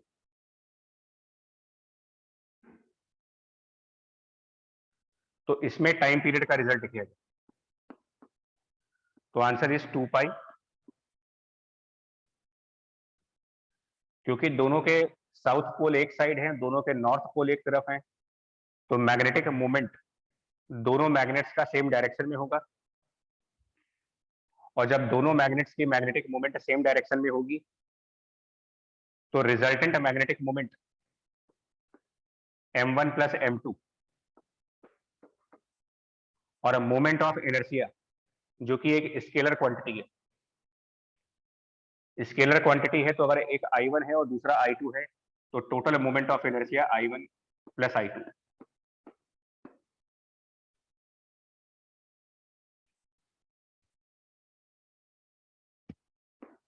वहीं पर अगर दोनों मैग्नेट्स एक के ऊपर एक रखे गए हों, लेकिन जहां पर मैग्नेट 2 का साउथ पोल है वहां मैग्नेट 1 की नॉर्थ पोल रखी जाए, और जहां मैग्नेट 2 की नॉर्थ पोल है वहां मैग्नेट 1 का साउथ पोल रखा जाए, उल्टा कर देंगे, पोल्स चेंज कर देंगे।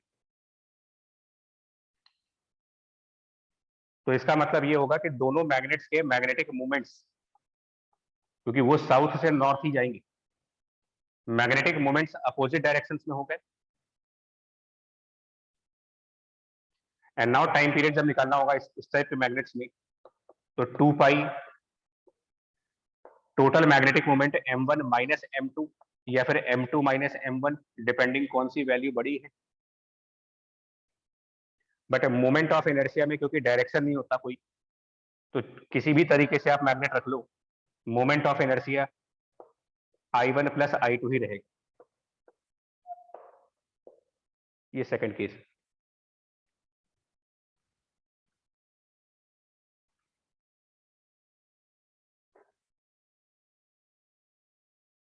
इवन अगर हम दो मैग्नेट्स परपेंडिकुलरली ज्वाइन कर लें, मैग्नेट 1 और मैग्नेट 2 को 90 डिग्री के एंगल पर ज्वाइन करें, तो भी moment of inertia I1 plus I2 ही रखेंगे। लेकिन अगर m1 m2 दो परपेंडिकुलर हैं, तो net magnetic moment root of m1 square plus m2 square.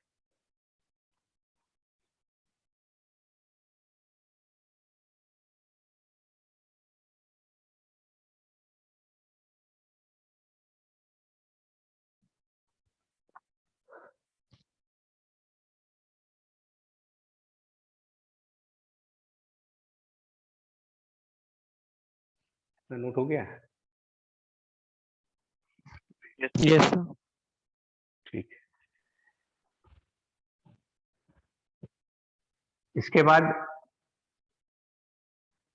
क्योंकि बार मैग्नेट इलेक्ट्रिक डाइपोल के सिमिलर है, तो और भी रिजल्ट्स सिमिलर हैं इनके।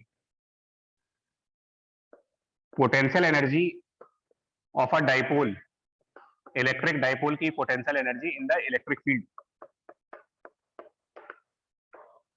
Formula is minus of P E cos theta. So potential energy of a bar magnet in B field, in magnetic field में bar magnet की, answer is minus M B cos theta. ये article भी similar है।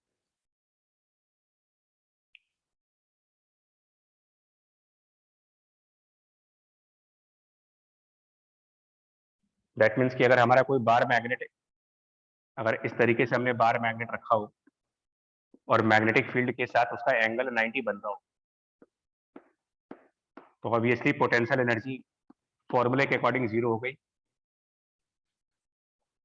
अगर bar magnet south north इस तरीके से हो और मैग्नेटिक फील्ड का डायरेक्शन सेम हो,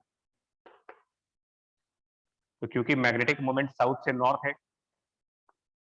विच मीन्स एम और बी सेम डायरेक्शंस में, potential energy minus M into B into cos 0 degree.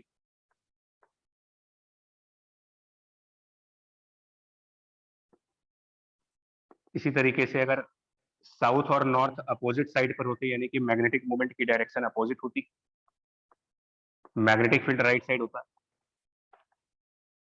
तो potential energy minus minus M B और कॉस 180 डिग्री, यानी कि पॉजिटिव आंसर आ जाता है।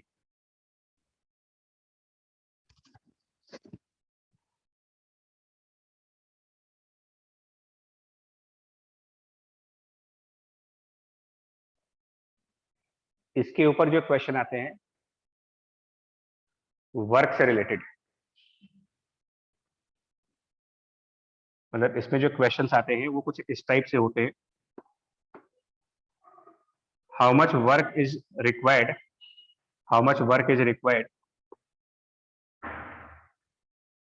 To turn a magnet, how much work is required to turn a magnet from parallel orientation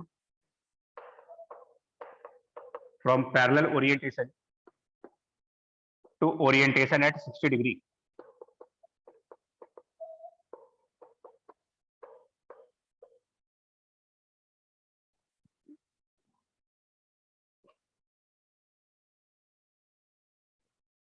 तो इसके लिए answer ये देंगे, initial potential energy, initially orientation parallel है, यानी ये वाला केस पैरेलल मतलब सेम डायरेक्शन, तो initial potential energy is minus M into B, final potential energy is minus M into B, और फाइनल में ओरिएंटेशन 60 डिग्री पे है, cos 60, and simply work equals to final potential energy minus initial potential energy. तो ये भी question PYQs के हैं।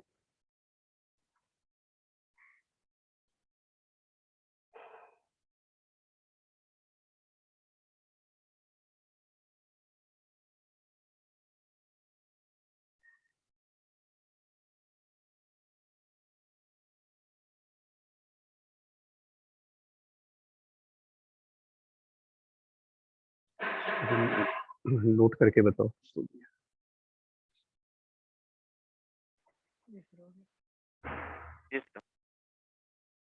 ठीक, चीजें याद रखने वाला है, डाइपोल से याद करने के तरीका है।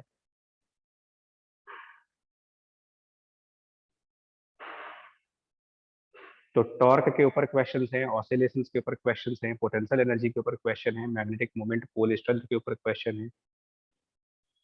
ये है छोटे छोटे क्वेश्चंस और इजी क्वेश्चंस हैं।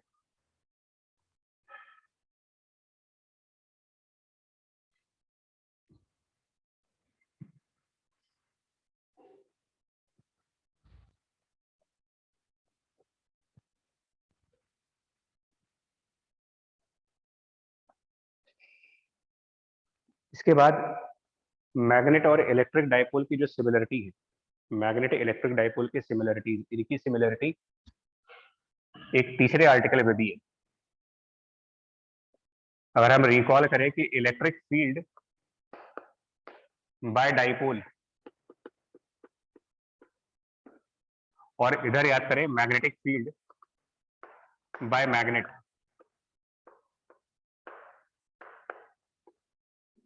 ये दोनों भी सिमिलर हैं। जैसे हम ये कहते हैं कि अगर एक डाइपोल है जिसमें एक नेगेटिव चार्ज है, एक पॉजिटिव चार्ज है, डाइपोल का डायरेक्शन है, तो जो डाइपोल की लाइन है उसमें अगर आप r डिस्टेंस पर इलेक्ट्रिक फील्ड देखते हो, डाइपोल के लाइन में r डिस्टेंस पर इलेक्ट्रिक फील्ड,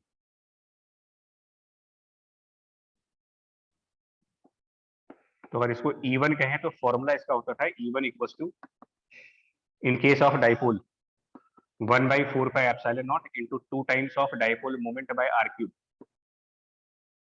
और डायरेक्शन वही आती है जो डाइपोल मोमेंट की होती है।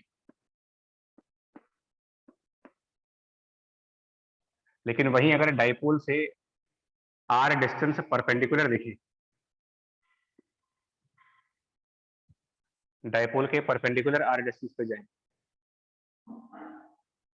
तो यहां पर जो इलेक्ट्रिक फील्ड बनती है, रिमेंबर इलेक्ट्रिक फील्ड प्लस से माइनस होनी चाहिए, तो डायरेक्शन ऑफ इलेक्ट्रिक फील्ड एक तो अपोजिट होती है, और इसका मैथमेटिकल फॉर्मूला भी थोड़ा अलग है। मैथमेटिकली इसके फॉर्मूले में 1/4 पाई एप्सिलॉन नॉट, यहाँ 2 आता है, परपेंडिकुलर वाले पॉइंट्स में सिंपली p आता है, p/r क्यूब, और ये डाइपोल मोमेंट p के अपोजिट।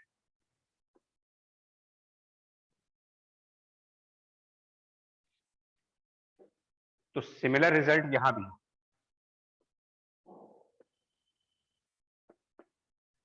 अगर बार मैग्नेट ले जिसका मैग्नेटिक मोमेंट m हो,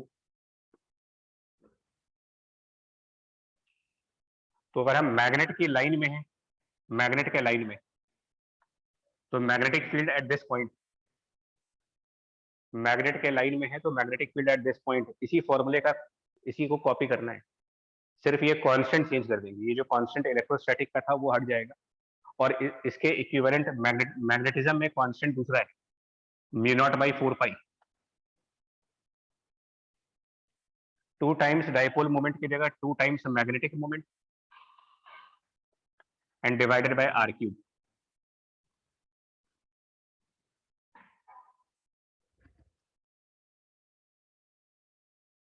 और डायरेक्शन वही होगी जो मैग्नेटिक मोमेंट की है। मतलब एग्जैक्टली जो जो जितनी कैरेक्टरिस्टिक प्रॉपर्टीज डाइपोल की हैं, सेम कैरेक्टरिस्टिक प्रॉपर्टीज यहाँ पर है।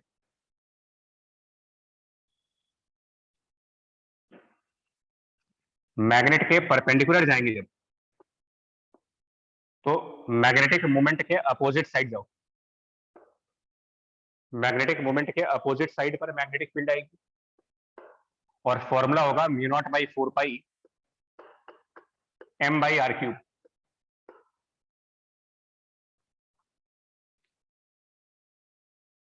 तो इनको भी याद करने के लिए डाइपोल याद करेंगे तो ये अपने आप याद हो जाएगा, सिमिलरिटीज के थ्रू याद हो जाएंगे।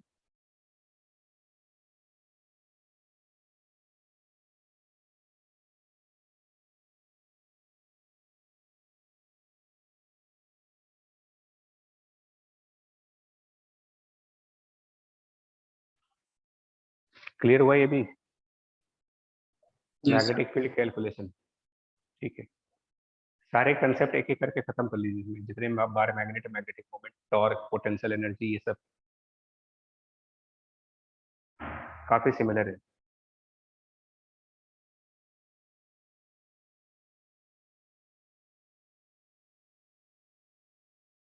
इनके अलावा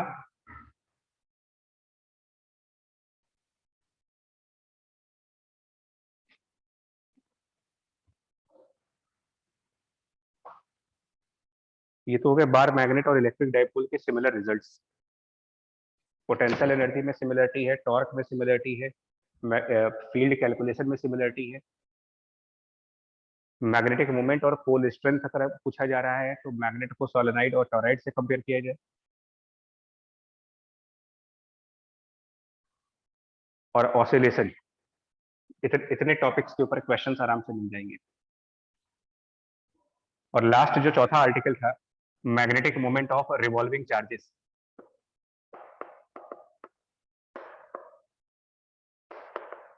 magnetic moment of charges in the orbit.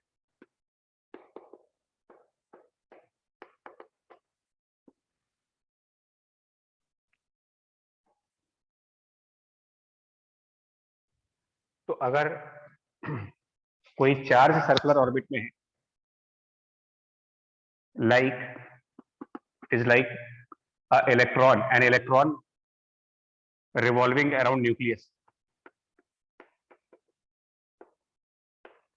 revolving around nucleus, atomic structure।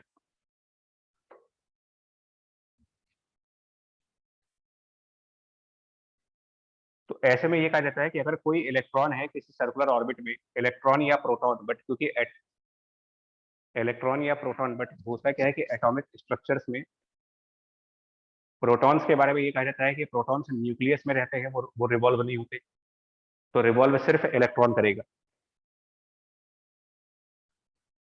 But theory के लिए हम मान लेते हैं कि पॉजिटिव चार्ज रिवॉल्व हो रहे हैं। सपोज एक प्लस क्यू चार्ज है और वो ओमेगा की एंगुलर स्पीड से रिवॉल्व कर रहा है, और जिस ऑर्बिट में वो रिवॉल्व हो रहा है उस ऑर्बिट का रेडियस स्मॉल आर, और पूछा जाए कि इसका मैग्नेटिक मोमेंट,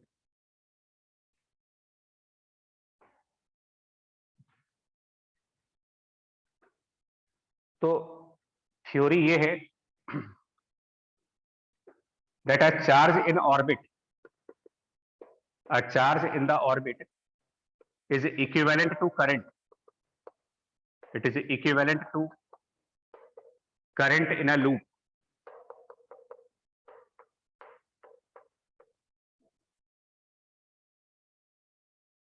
बस यही इसका बेसिक थ्योरी है इसकी। Revolving charge is equivalent to current. कितनी current? Revolving charge equivalent to current, तो कौन सी current? Q upon time period. हाँ, current is charge divided by the time period of revolution. Charge upon time, charge upon time is current, so it is charge divided by the time period, और time period 2 pi by omega. किसी भी circular motion का time period 2 pi by omega. तो इसको लिख लेंगे Q omega divided by 2 पाई, और ये मान लिया जाए कि एक सर्कुलर लूप है ये।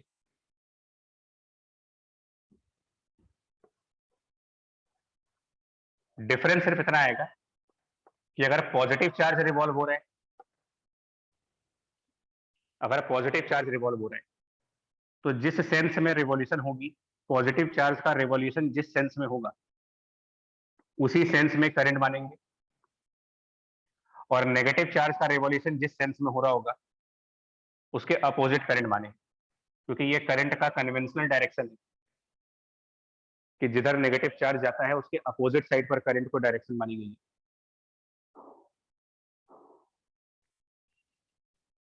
और उसके बाद मैग्नेटिक मोमेंट, जो लूप वाला फॉर्मूला था, current in the loop, so magnetic moment loop वाले फॉर्मूले के हिसाब से करंट मल्टीप्लाइड बाय एरिया,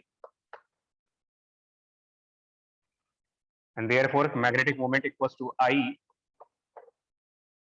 और area is pi are square, और आई की जगह पर भी करंट की जगह रखेंगे क्यू ओमेगा बाय 2 पाई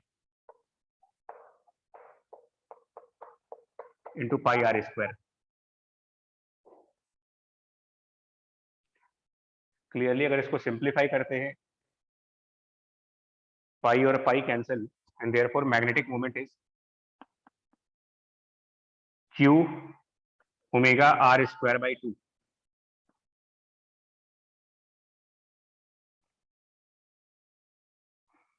जहां तक डायरेक्शन की बात है, तो जो करंट का सेंस है उसी सेंस में अपनी फिंगर्स बंद कर लें, राइट हैंड की फिंगर्स को करंट के अकॉर्डिंग घुमाएं, thumb coming outward, so this magnetic moment is outward.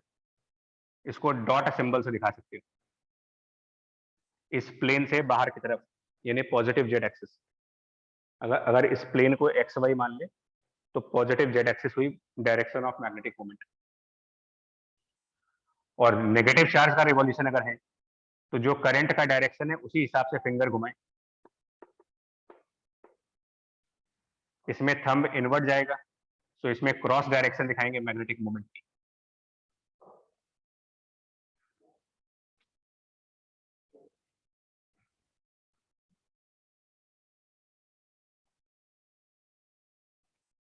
और एंगुलर मोमेंटम वाले टॉपिक जब पढ़े गए थे, रोटेशनल मैकेनिक्स का एंगुलर मोमेंटम, तो ऑर्बिट्स में एंगुलर मोमेंटम भी डिफाइन किए गए हैं। एक पार्टिकल अगर सर्कुलर मोशन करे, पार्टिकल इन सर्कुलर मोशन, तो एंगुलर मोमेंटम वो डिफाइन किया गया है L equals to mvr, definition of angular momentum for a particle in circular motion, mass into velocity into r। और इसमें v को लिख सकते हैं r omega, it is mr square omega.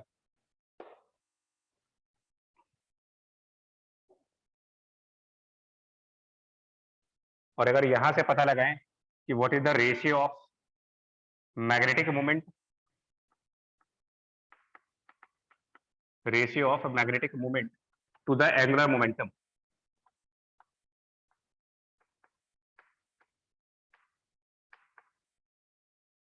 Ratio of magnetic moment to the angular momentum, तो ये magnetic moment है और ये एंगुलर मोमेंटम, इनका रेशियो फाइंड करेंगे m/l,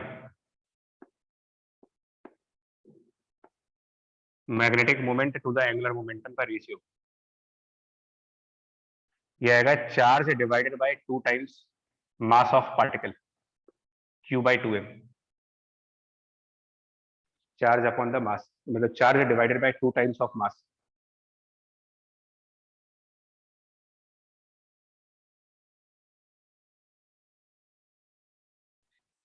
और ये रिजल्ट खाली ऑर्बिट्स में नहीं है, अगर कोई चार्ज स्पिन कर रहा हो ऑर्बिट्स के अलावा स्पिन, बिकॉज एटॉमिक स्ट्रक्चर में इलेक्ट्रॉन के 2 तरीके के, इलेक्ट्रॉन का स्पिन मैग्नेटिक मोमेंट होता है और इलेक्ट्रॉन का ऑर्बिटल मैग्नेटिक मोमेंट भी होता है।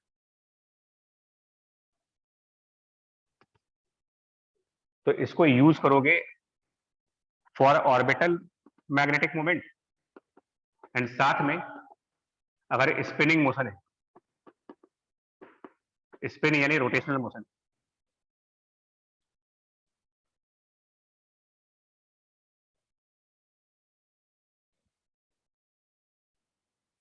जैसे अगर हम ऑर्बिटल मैग्नेटिक मोमेंट ले, orbital magnetic moment for hydrogen, hydrogen type atom, और फॉलो करें वहां पर Bohr's model,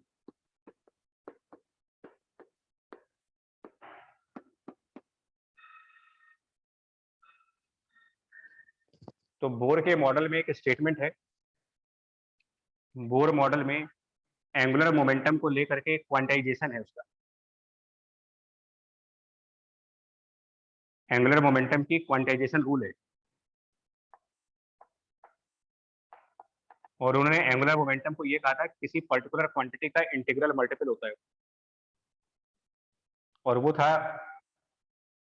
h/2 integral multiple of h/2 in Bohr model. तो अगर ये स्टेटमेंट हुआ कि L इज NH/2 जिसमें n को क्वांटम नंबर बोलते हो, principal quantum number,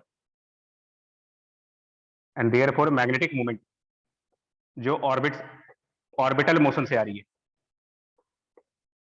angular momentum में Q/2m और मल्टीप्लाई कर दे,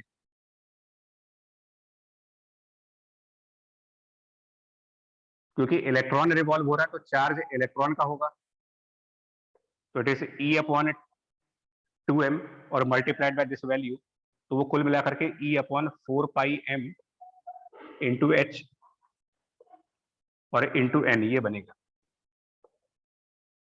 h is the Planck's constant, charge of electron, small m mass of electron, mass of electron, charge of electron, Planck constant जो कि lump sum 6.6 10⁻⁻34, और n principal quantum number, ground state बोलेंगे तो n = 1।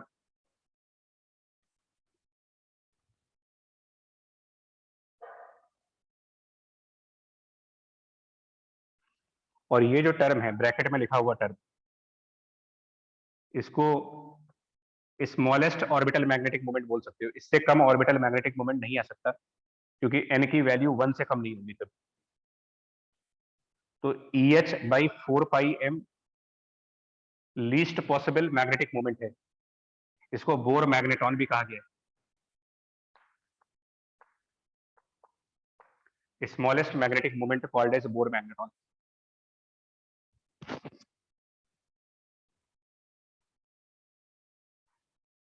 और इस derivation में atomic number का कोई यूज नहीं है,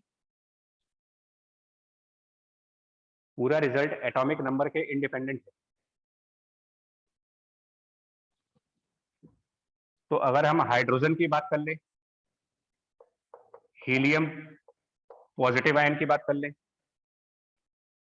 लिथियम प्लस आयन की बात कर ले, ये सब एक जैसे हैं, क्योंकि सबके पास एक ही इलेक्ट्रॉन है। हाइड्रोजन में भी एक इलेक्ट्रॉन हुआ, हीलियम प्लस में भी एक इलेक्ट्रॉन हुआ, लिथियम प्लस का मतलब भी एक ही इलेक्ट्रॉन है। तो they are hydrogen like atoms of single electron. अगर कहा जाए कि हाइड्रोजन में n = 1 के लिए, हीलियम में n = 1 के लिए, और लिथियम में n = 1 के लिए, किसका ऑर्बिटल मैग्नेटिक मोमेंट ज्यादा आएगा, ये कम आएगा? तो आंसर ये है कि ऑर्बिटल मैग्नेटिक मोमेंट की एक्सप्रेशन में एटॉमिक नंबर कहीं यूज नहीं हो रहा। ये क्लियर है कि एटॉमिक नंबर में डिफरेंस है, इसका एटॉमिक नंबर 1 है, इसका एटॉमिक नंबर 2 है, इसका एटॉमिक नंबर 3 है, बट वो चीज कहीं है ही नहीं। तो ये सब सेम वैल्यू प्रोवाइड करेंगे, the same magnetic moment, they all will have same magnetic moment corresponding to a particular quantum number.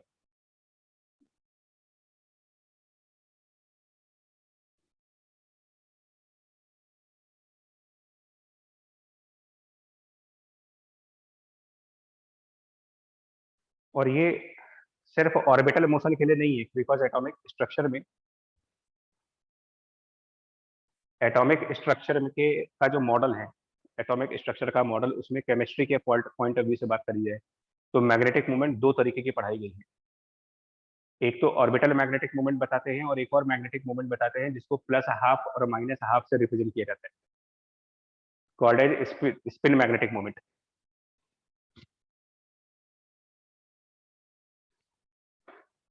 जो ऑर्बिटल्स में +½ और -½ से रिप्रेजेंट करते हैं। एक्चुअली इलेक्ट्रॉन को अर्थ के जैसा माना गया है कि इलेक्ट्रॉन सन के अराउंड रिवॉल्व करने के साथ साथ अपनी एक्सिस पर भी रोटेट हो रही है।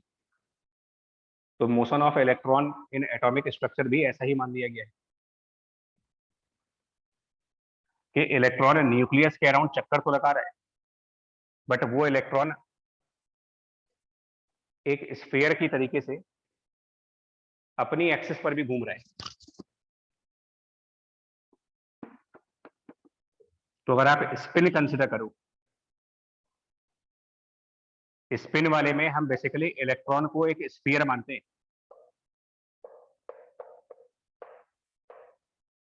वैसे ही जैसे अर्थ को स्फीयर माना गया है, तो अर्थ जब अपनी एक्सिस पर रोटेट करती है तो उसको स्फीयर माना जाता है, और अर्थ जब सन के अराउंड रिवॉल्व कर रही है तो अर्थ को पार्टिकल मान लिया गया है। तो इलेक्ट्रॉन एज स्फीयर अपनी एक्सिस पर रोटेट कर रहा होगा, कुछ स्पिन करेगा विद सम एंगुलर वेलोसिटी, और इसे एक स्फीयर मान लीजिए। So in general let the charge is q, radius is r, charge is q and the radius is r।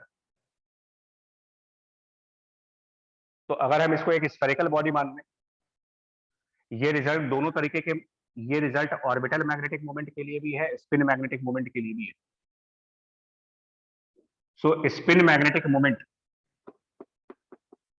Is q/2m, और एंगुलर मोमेंटम जो स्पिन करने से आ रहा है, स्पिन मतलब रोटेशनल मोशन। रोटेशनल मोशन में एंगुलर मोमेंटम का जो फॉर्मूला है, angular momentum of rotating bodies, angular momentum of rotating bodies is I × omega, where I called as moment of inertia. और अगर इसको स्फेरिकल बॉडी मान लें तो मोमेंट ऑफ इनर्शिया की value 2/5 mr² into omega. Fine, जैसे m और m cancel हो जाएंगे and now spin magnetic moment calculate हो जाएगा इससे।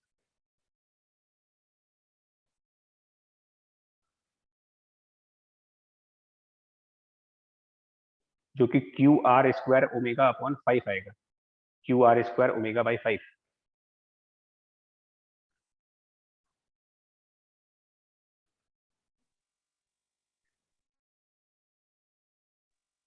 और Yes. सिर्फ स्फेरिकल बॉडीज के लिए ही नहीं, अगर हमारा चार्ज किसी और ज्योमेट्रिकल बॉडीज का होता है, ये तो मैंने एटॉमिक लेवल की चीज की बात की है, क्योंकि एटॉमिक स्ट्रक्चर में इलेक्ट्रॉन को ऑर्बिट के टाइम पार्टिकल माना गया है और स्पिन के टाइम स्फीयर माना गया है, दोनों के मैग्नेटिक मोमेंट से। बट इवन इफ अगर कोई चार्ज स्फेरिकल की बजाय किसी और तरीके की ऑब्जेक्ट हो, तब भी ये रिजल्ट काम करेगा। फॉर एग्जाम्पल, अगर हम एक लाइन चार्ज ले लें, लैम्डा डेंसिटी हो, लेंथ L हो, और ये सपोज सेंटर वाली एक्सिस के अबाउट ओमेगा से रोटेट कर रहा हो, और पूछा जाए इसका मैग्नेटिक मोमेंट क्या होगा,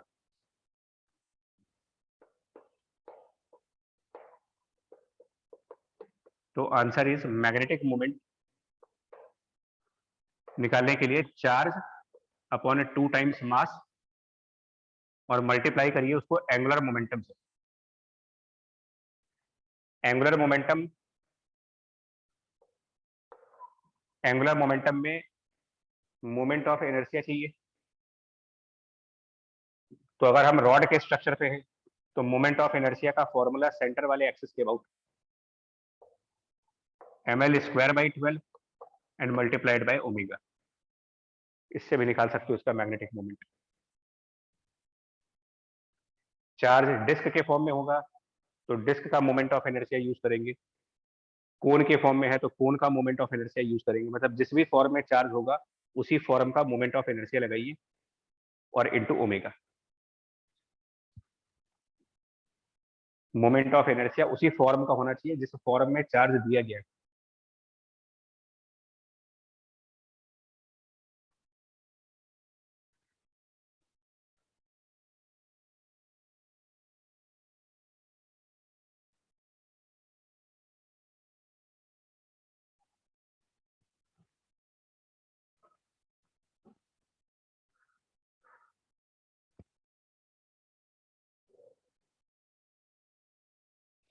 ठीक है, यहाँ तक पूरा। Yes sir. Yes, अब sir. होगा इसके अब स्टार्ट करेंगे calculation of magnetic field, ampere law और बायट-सावर्ट लॉ। इतना आप पढ़ के रखो, वो कल वाली क्लासेस में होंगी।